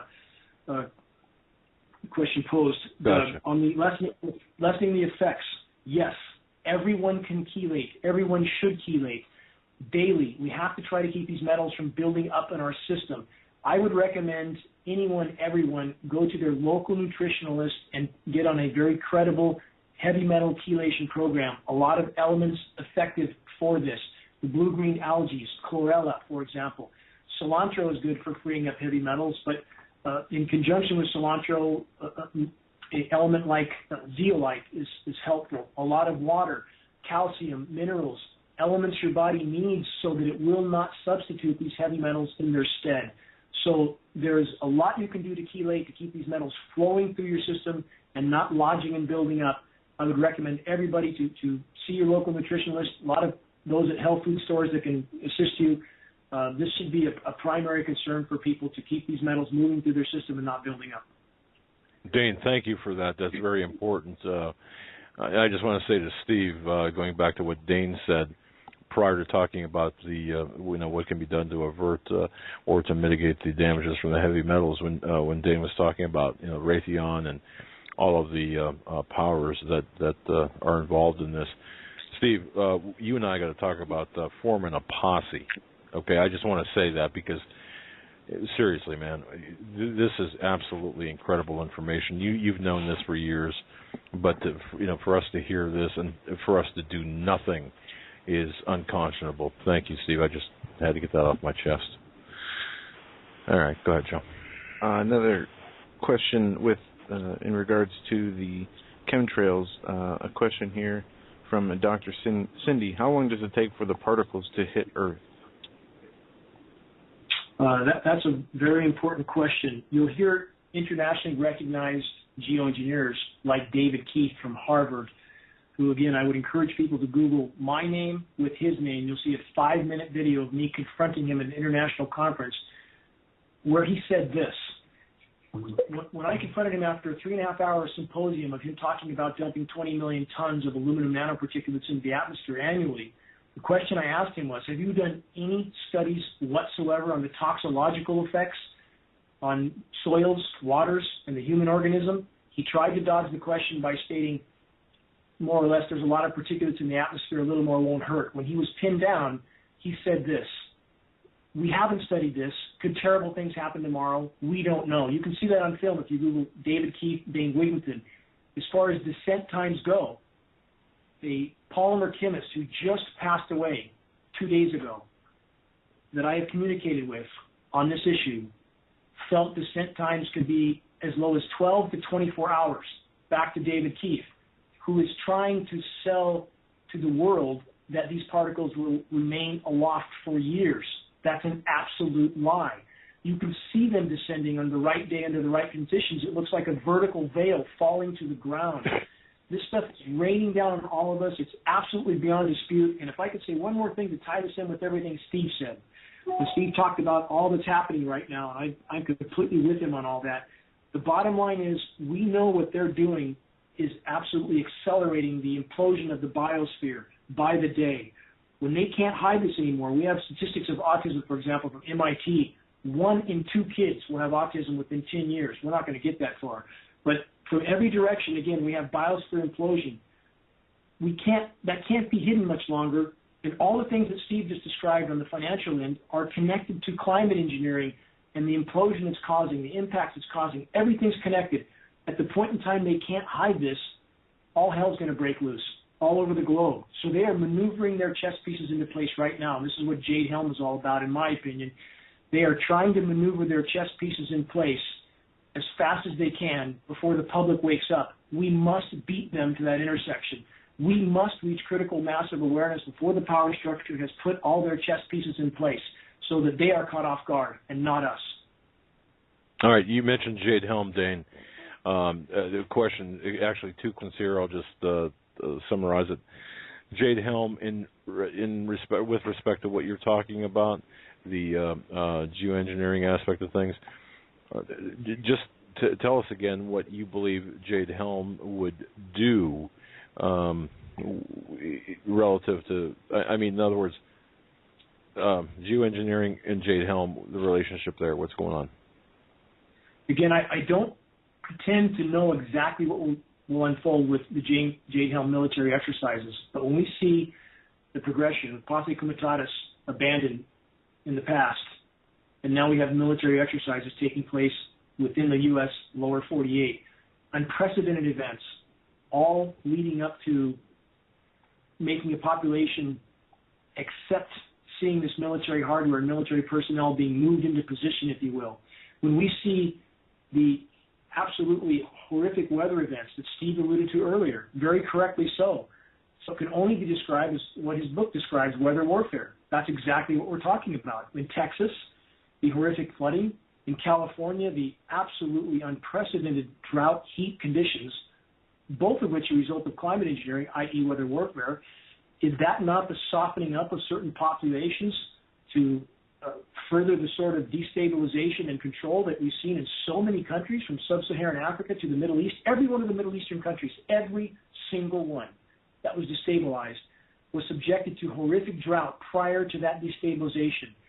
Every one of them, Iraq, Syria, Libya, the list goes on. This is not an accident. We have global leaders on the floor of the UN, like the president of Iran and the VP of Iran, stating their country was being droughted out by NATO weather modification programs. So when we see the same thing happening in the U.S., why would we not come to the same conclusions? Our government is not there for our benefit. Any who believe this are living in an alternate reality. So when we see the same dots being connected here, why would we not come to the same conclusions? Indeed. Thank you for restating that as you did initially. I appreciate that. Another question here from Corey asks, could you please explain to the audience the role methane has in warming and how dangerous the warming of the Arctic is, especially the East Siberian Shelf? East Siberian Shelf, okay. But yeah, methane and the role methane has in warming. That's an important question. Again, back to the original structure of intentionally melting the Arctic and then a change of direction with the power structure when they realized the magnitude of what they would unleash, and they've done it anyway. But methane over a 10-year time horizon is over 100 times more potent a greenhouse gas than CO2. As methane enters the atmosphere, it's like covering the planet with a layer of glass. Heat comes in, doesn't get out. The planet right now, today, is warming at the rate of 4 Hiroshima bombs per second, with thermal energy of 4 Hiroshima bombs every second. That's how fast the heat is building up, and climate engineering is not mitigating that. It's making it far worse. How much methane is there in the Laptev Sea, in the East Siberian Shelf? Again, there's enough methane there mathematically to cause a Permian-style mass extinction 100 times over. There's enough to kill us all many times over.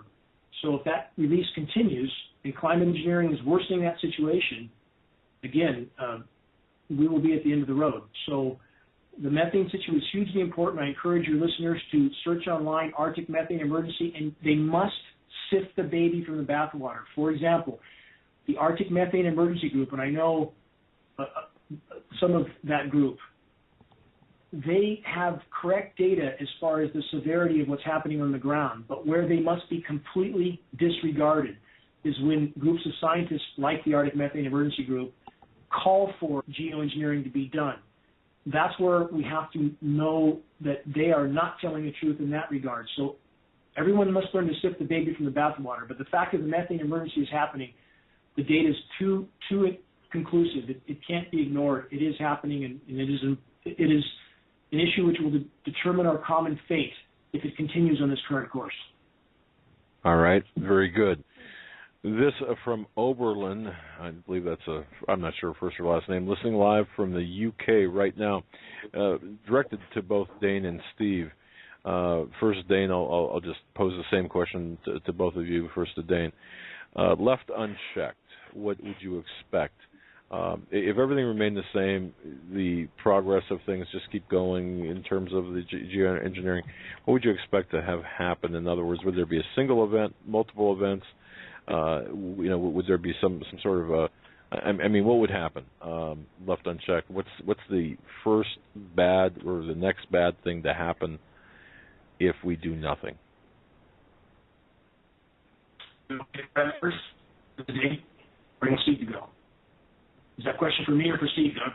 Well, go ahead, Dane. You answer that first. And hey, Dane, you're breaking up, so I don't know if it's the proximity to your Skype mic or whatever. But, you're breaking up a little bit, so take your time and be clear, I'll go slow. You know what it is? We have a massive thunderhead above us right now. It's breaking up my signal. So I'll try to speak as slowly and clearly as I can. At the moment in time, the power structure cannot hide the severity of what's unfolding, the magnitude of what they have done to global populations. Links will start dropping out of the chain. And that means they will start playing some of their cards. Some big shoes will drop. Environmentally, the biosphere is imploding. If nothing else changed the current trajectory as far as the condition of Earth's life support systems, we're heading mathematically to a planet that won't support life past 2040 based on the best frontline data, Northern Hemisphere much sooner. But that doesn't mean we go along fine till then. It's imploding right now, as I mentioned. Global pelagic fish populations, the overall species extinction rate, so forth. So the bottom line is this. When links start falling out of the chain of the incredibly complex system that we are all a part of, that's when our reality will end. And I would argue, as Steve already mentioned, the financial goings-on today, when the card house, the illusion can no longer be maintained, that reality will go on its head. And I would argue that is very, very close. They can't hide this much longer. Steve. Well, I would like to say, Doug, again, it's no longer the end is near, the end is here. And I think you can see it in the flooding that's taken place, especially because of listeners from Great Britain. I said this once, and I guess I got in a lot of trouble with certain people for saying this, but I've literally seen the British Isles almost totally underwater. Now, why would that happen?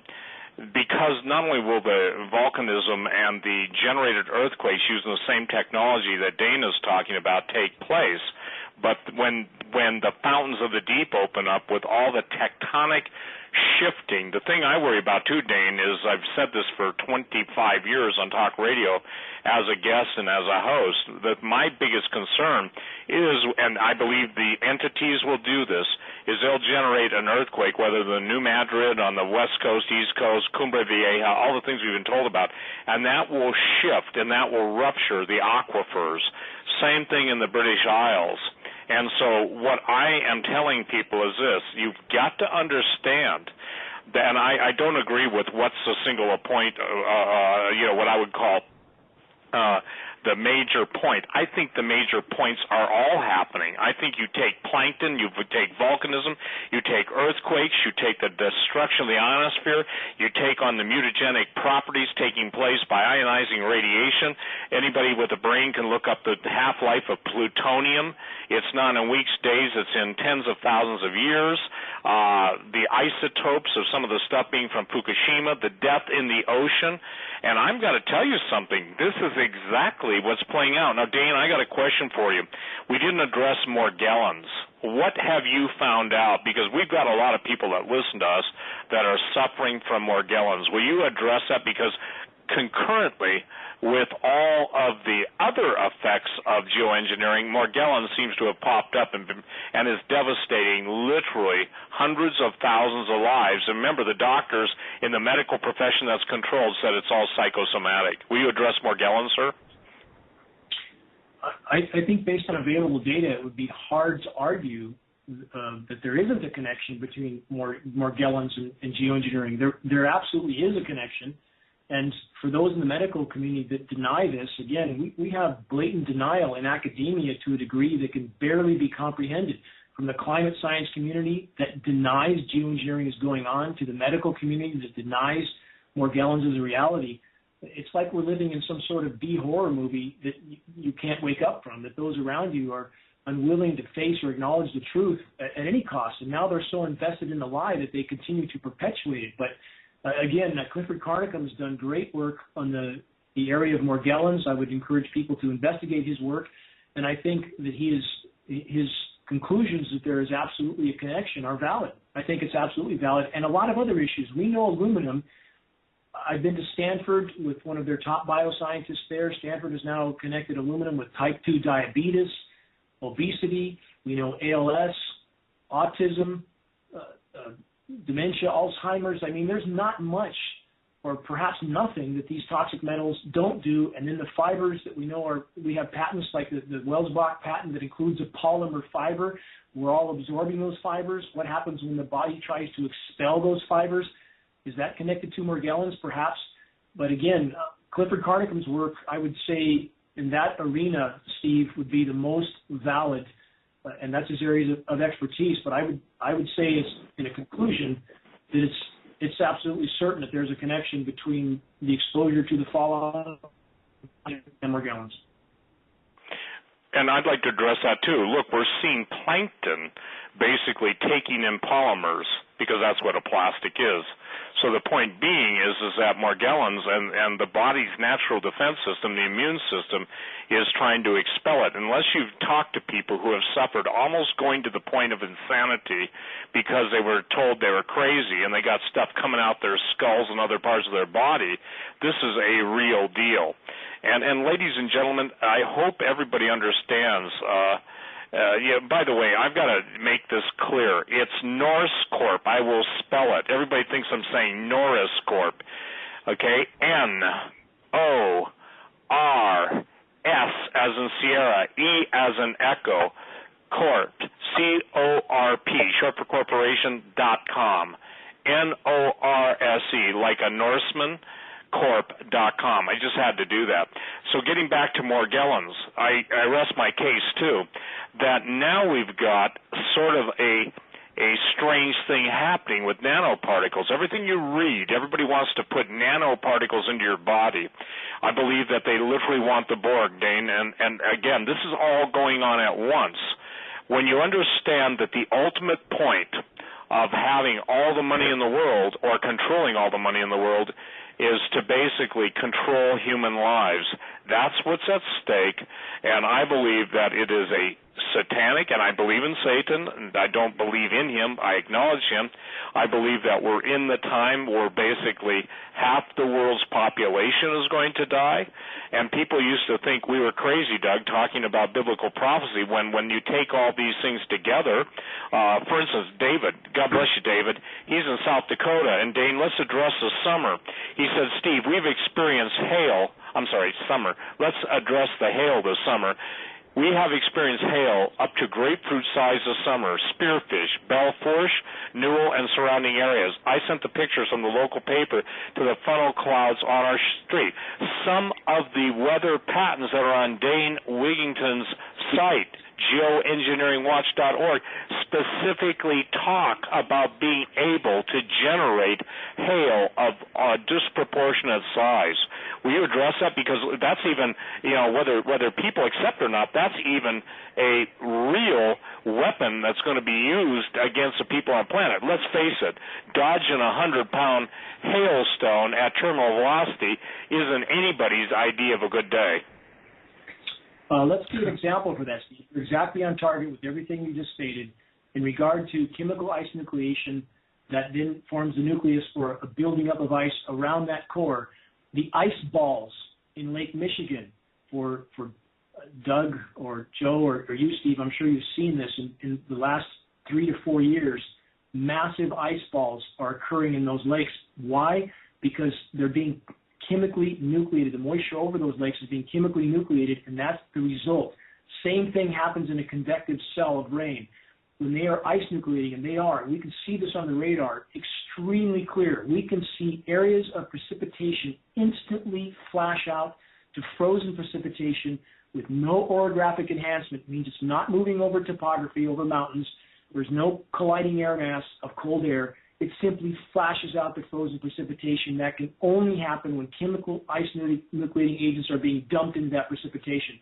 And they're doing this right now, even with thunderheads, convective cells. What does that do? It starts the nucleation process much earlier at much higher temperatures. The hailstones become much larger. There you have it. Interesting. Another email question here from Karen. She asks, I have a question for your guest. I live in the highlands of Virginia, where the highest mountain in the state is 5,000 feet. My water comes from a mountain spring. Should I have my water tested, and what should I have it tested for in order to determine if these particles and heavy metals are present? If you, and just to put a final cap on the ice nucleation, if your listeners have not seen the Lake Michigan ice balls, they should search that online. They'll find pictures that will shock them, and I think that will clarify the hail issue for them very clearly. It couldn't be more profound. On the testing of wells, these metals are highly reactive. They bond to other elements very readily. If that groundwater is very deep, that well may still be offering pure, more or less pure water. Our wells in Northern California, where I live, the water is still mostly untainted because the water table is fairly deep. If the wells are shallow, they're likely quite contaminated with these elements. On the lab testing, you have to pick a lab that you hopefully feel is credible, because we have seen tests that were absolutely scrubbed. We had duplicate samples sent to 2 labs. One came back 0. One came back packed with aluminum. The lab that was zeroed out was near a Boeing factory. The lab owner knew why we were testing, and he simply sent back no results. Did not want to be in the middle of this controversy, and we're seeing that more and more. We're actually the lab owner for the new lab owner for the state-certified lab in Northern California. Old lab owner died an early, unexpected death. And I don't know if there's any connection, but I'm saying he's out of the picture. The new lab owner is telling people it's normal to have rain in your aluminum and in your air. So that's what we're dealing with. We're dealing with people that are willing to say anything for a paycheck and a pension. So try to find a credible lab, but it's worth testing. If you have metal in it, it's worth filtering. Hey, Doug, I want to add to what Dane just said. Anybody who's got a spring should have a cover on their spring, and they basically should draw the water from as close to the source. I remember in northern Michigan, Iron River, that's where Greg Evenson actually taught school in town. I was born in Stambo, Michigan. The bottom line is that, by the way, thank you, everyone, for praying for him. I don't have any more current update than the one I already posted, but I want to say a special thank you. Greg Evenson is probably one of the bravest men who has told people the true level of the battle that's coming against them, not in the realm that Dane and I are talking about, but in the literal repositioning of military assets, and told you years ago how this is going to play out. Greg is a decorated Green Beret. He doesn't talk, he doesn't brag, but he's also probably one of the bravest men I know, and he sent me an email the night before he went surgery, and I think I'll post it just to let people know this is not grandstanding, saying goodbye to me and thanking me for being a friend. I immediately put up the alert, and the people of God all over the world went to prayer for him. So people, whether they believe in God, that's irrelevant. The thing that's relevant is the people that do believe in God touch God for Greg Evenson, and he's still alive by the grace of God. Also, Kent Hovind was released from 10 years in prison for something he should never have been in prison for in the first place.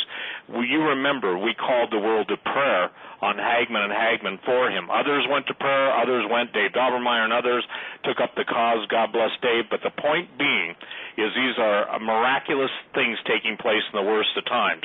I also want to say this to people that think your gardens growing organic vegetables are safe.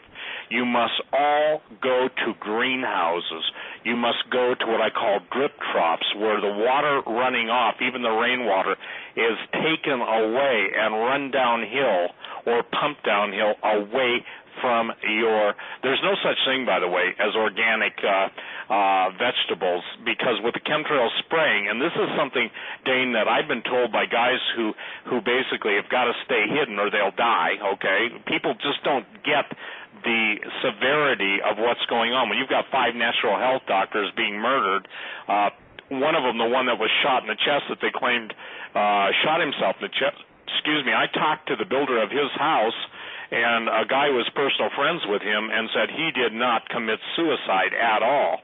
His whole point was on vaccination and mercury in it. So when we openly see people being killed, whether they're the one that Dane just mentioned, or there's now up to 5 natural doctors and they're outspoken critics of vaccine, when you understand who controls all the dissemination of information, whether it's the Rothschild-owned Weather Channel, all the things that Dane ran through, the point is, ladies and gentlemen, you've got to be proactive. Those of you who are gardeners, you must build greenhouses.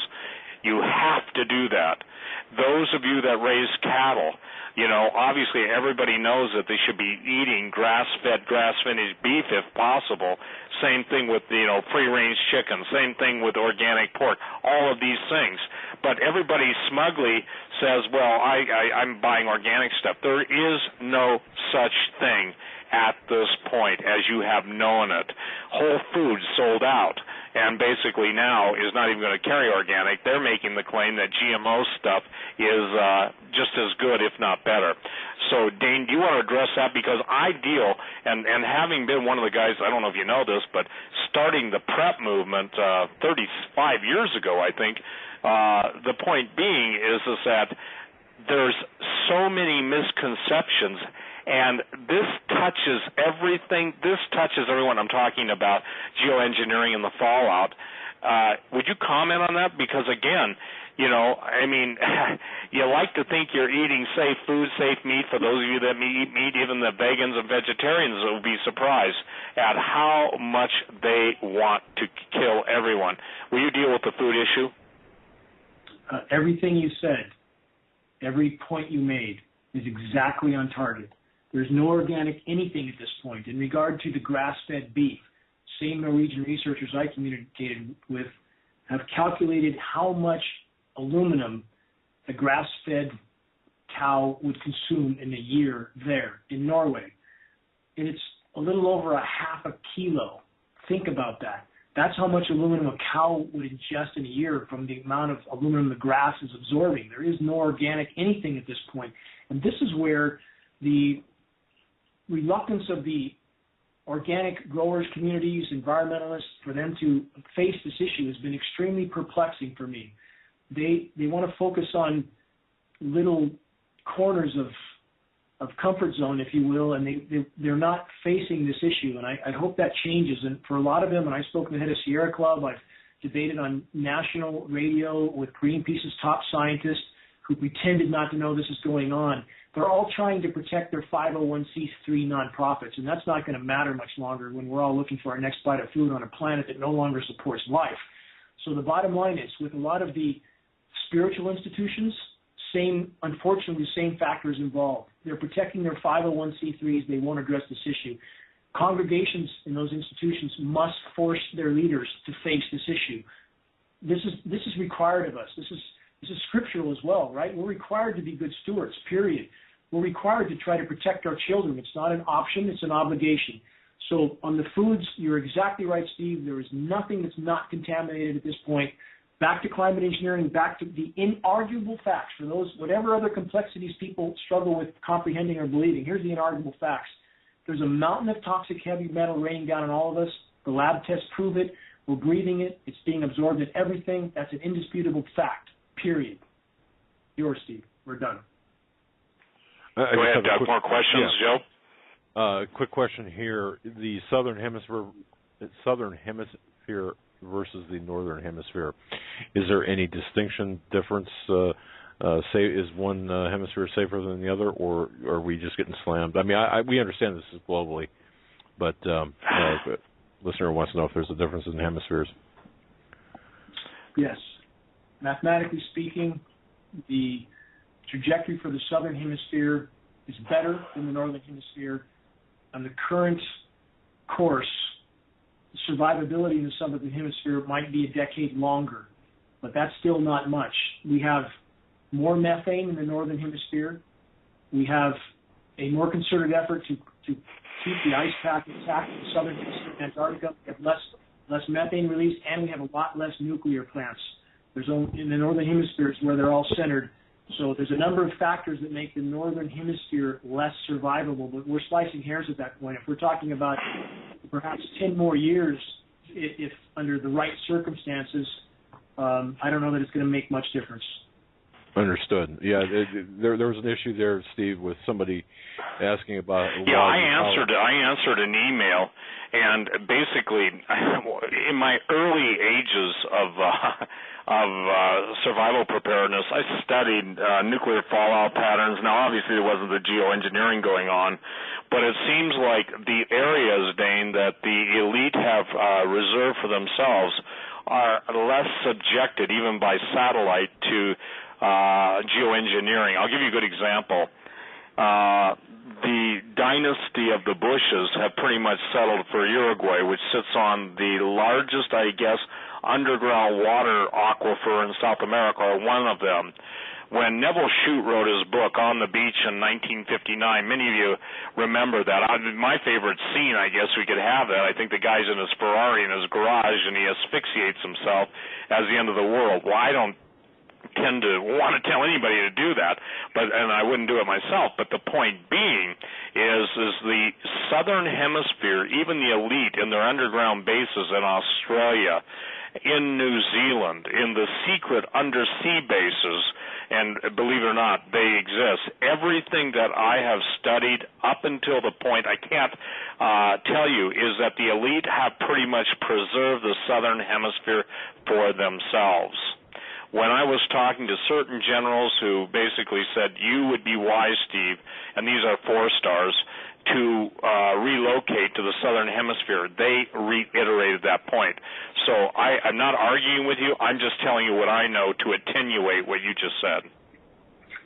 You're exactly right. I mean, there's no question. And on the Bush's purchase of land in South America, I'm familiar with those facts and completely with you. That's exactly what they've done. It's certainly a better place to be. There's no arguing that. I'm just making the point that for the long term, given the inertia behind what's happening, if we don't change course, starting with the stopping of climate engineering, the time frames are quite narrow. Again, mathematically right now, what it calculates out to is no life left in the northern hemisphere about 2030, southern hemisphere about 2040. That's if unexpected elements don't injure the equation. So, yeah, absolutely a better place to be, but ultimately we're heading for Venus syndrome on this track.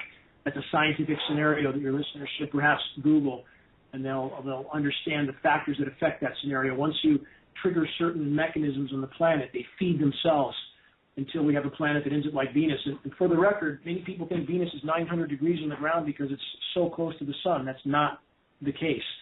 Venus would be about 20 to 25 degrees warmer, all things being equal. It underwent a runaway greenhouse effect. So that's the trajectory we're on. And back to the southern hemisphere, yes, better, but only for a while. All right. I got a listener here with a question about roughly, if you know this or could give some sort of estimation as to how many people, individuals, are actually flying the aircraft that are giving us the visual indications in the sky, meaning the chemtrails. You know, is it 100? Is it 1,000? Is it 10,000? And what agencies are they associated with? We can't know on the piloting of the aircraft. Could some of them be drones? Yes. So we can't answer that question. I spoke to a KC-135 pilot face-to-face didn't know what he was doing up there, was being told to fly from point A to point B.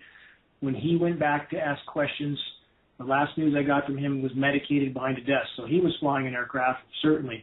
So we can't know how many are drones as far as agencies involved. Again, it's not just the Air Force. The Navy appears to be involved as well. Bottom line, it's Department of Defense. And we have private carriers involved. Again, I'm not implicating the private carrier personnel or pilots because these are automated systems. But the fact that their aircraft are involved cannot be disputed. We can track them from the ground with Flight Tracker. We have photographs, which, again, I'll publish on a video in a few days. We already have some on our website of the retrofit nozzles on their aircraft. We have film footage of them spraying. There's no question about that. So there's a lot of people involved directly or indirectly.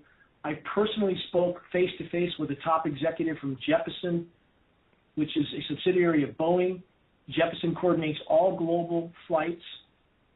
After 15 minutes of conversation, when I mentioned the word geoengineering, he literally turned his back and walked away. Not another word was said. Whole lot of people participating and seemingly without conscience. But we have to bring this issue to light, Doug and Joe and Steve. I mean, I know you all realize the gravity of this issue, and I focused on this issue for this reason. If we could get this issue to light and global populations realized the extent to which they had been experimented on, the extent to which they have been harmed, their children have been irreparably harmed, their health has been irreparably harmed, their environment irreparably harmed. If we could get this issue to light, it would cause a shockwave around the globe like no other. And the power structure will try to hide this to the last moments. But this is the issue that could break the dam and drag everything out with it. We must. Interesting. Got a question here from James, and he asks about, is there any way class action lawsuits could be filed to stop this geoengineering program? He goes on to say there certainly is enough evidence to present to the justice system and all the EPA clean air and water standards that are on record are being violated. Is there any way to bring a class action lawsuit, or do you think it would even be fruitful? There is a way. It is being discussed. Those wheels are turning. I'm involved with the attorney team. I'm on the conference calls with them. We have one of the CEOs of one of the top environmental consulting firms in the entire world, a firm with 10,000 employees. He is on our calls with us. This is being discussed. And the point with such a class action suit is this. This is national security. Climate engineering is considered national security. They will defend it as much as they can and hide it as much as they can. But if suit is filed and it's being worked on now diligently, it will bring the media attention that we so desperately need. And I would argue again, once we reach critical mass, once those in the military realize what they're a part of, that's the point in time when we have a real chance of exposing and stopping this. Just the exposure alone, regardless of the results of the suit, the credible filing of such a suit, and the media bounce from that, is the exposure we would need to put a crack in the dam. And that's all we have to do is put a crack in it. Once there's a crack in it, there'll be no stopping the flow. Understood. Steve, we only have about 6 minutes left. Your closing thoughts? How do you want to do this? Well, number one, I think the meeting that Dane's going to be having in Redding, California on August 14th is a must-go-to for people who have been activists. When I say activists, I'm talking about who care for their fellow human beings. I believe we are the salt of the earth as Christians. Jesus said the salt lost its savor. It's henceforth good for nothing but to be trodden underfoot. Same thing with a city that's hit on a hill. You don't put your light under a bushel. I never believed that a 501c3 church beholding to the state, their battle cry should be onward, Christian soldier, meaning it's a war. Instead, it's turned into the meow mix anthem and the roosters cluck, cluck, clucking, In other words, you don't get eggs out of a non-producing chicken coop, but you seem to get nothing out of the chicken coops that are passing themselves off as pulpits, and I'm serious about that. It is incredible that people don't get that. I want to share something. I believe it is imperative that people go through, take the time. If you go through one patent every, 10 minutes a day, get that information. If somebody says, I don't believe in chemtrails, that's all a crazy conspiracy. You're a doom monger. You're a fear porn purveyor. just start quoting the numbers. You can at least learn 2 or 3 of the numbers and say, okay, then why was this patent issued in 1939? Why was this patent issued in 1986? And ladies and gentlemen, I would encourage you, I took this thing on. People have called me crazy so long that I think that maybe they'll find out that crazy is just another word for someone who saw something they didn't. I know that Dane's taken a lot of flack. I know the danger. I know he's put everything he believes in, everything he owns on the line. And so I would encourage you, seriously, get my book Weather Wars, because when you think that was written 15 years ago, you'll understand that I believe God is showing you the attack. By the way, there's a scripture, and I take heart in this, and I believe it applies to the most wicked entities on the planet. God says, I will destroy those who destroy the earth.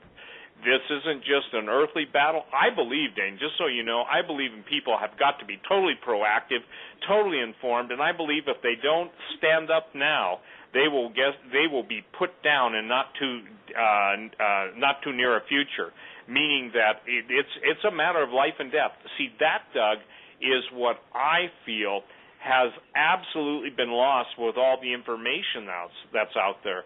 I told Dane, I think, on the phone, and if I didn't, I told somebody on the phone today, I forget who it was, but I said, when you go on the radio, when I go on the radio, we have to say what we would say if it's the very last thing we ever did. And I think Dane just said that, and I'm going to turn it right back over to him. And Dane, thank you for coming on. I think this is one of the most important shows in the history of me either being a guest, Doug, thank you, and Joe, or being a moderator or being a talk show host, whatever, okay? I think this is one of the singular most important shows as to what is the danger that is upon us all. And again, it isn't just the weather. It is earthquakes. It is famine. It is all related to this. I believe this is a central plan. That's why I believe so much money and so much effort has been put into it. And ladies and gentlemen, you are what you eat. You are what you drink. You are what you think. Again, my book, Weather Wars and Unnatural Disasters, I got enough footnotes in there to make a woman's shoe store happy. So please, take advantage of Dane's site. I love the patents, Dane. It saves me looking it up. Go ahead, sir. Finish out your portion. Everything you stated, Steve, I'm certainly in full agreement. I didn't want to spend the last 12 years of my life completely engaged in this battle 80 hours a week. Bottom line is this. It is indisputable these materials are raining down on us, indisputable that we are absorbing them.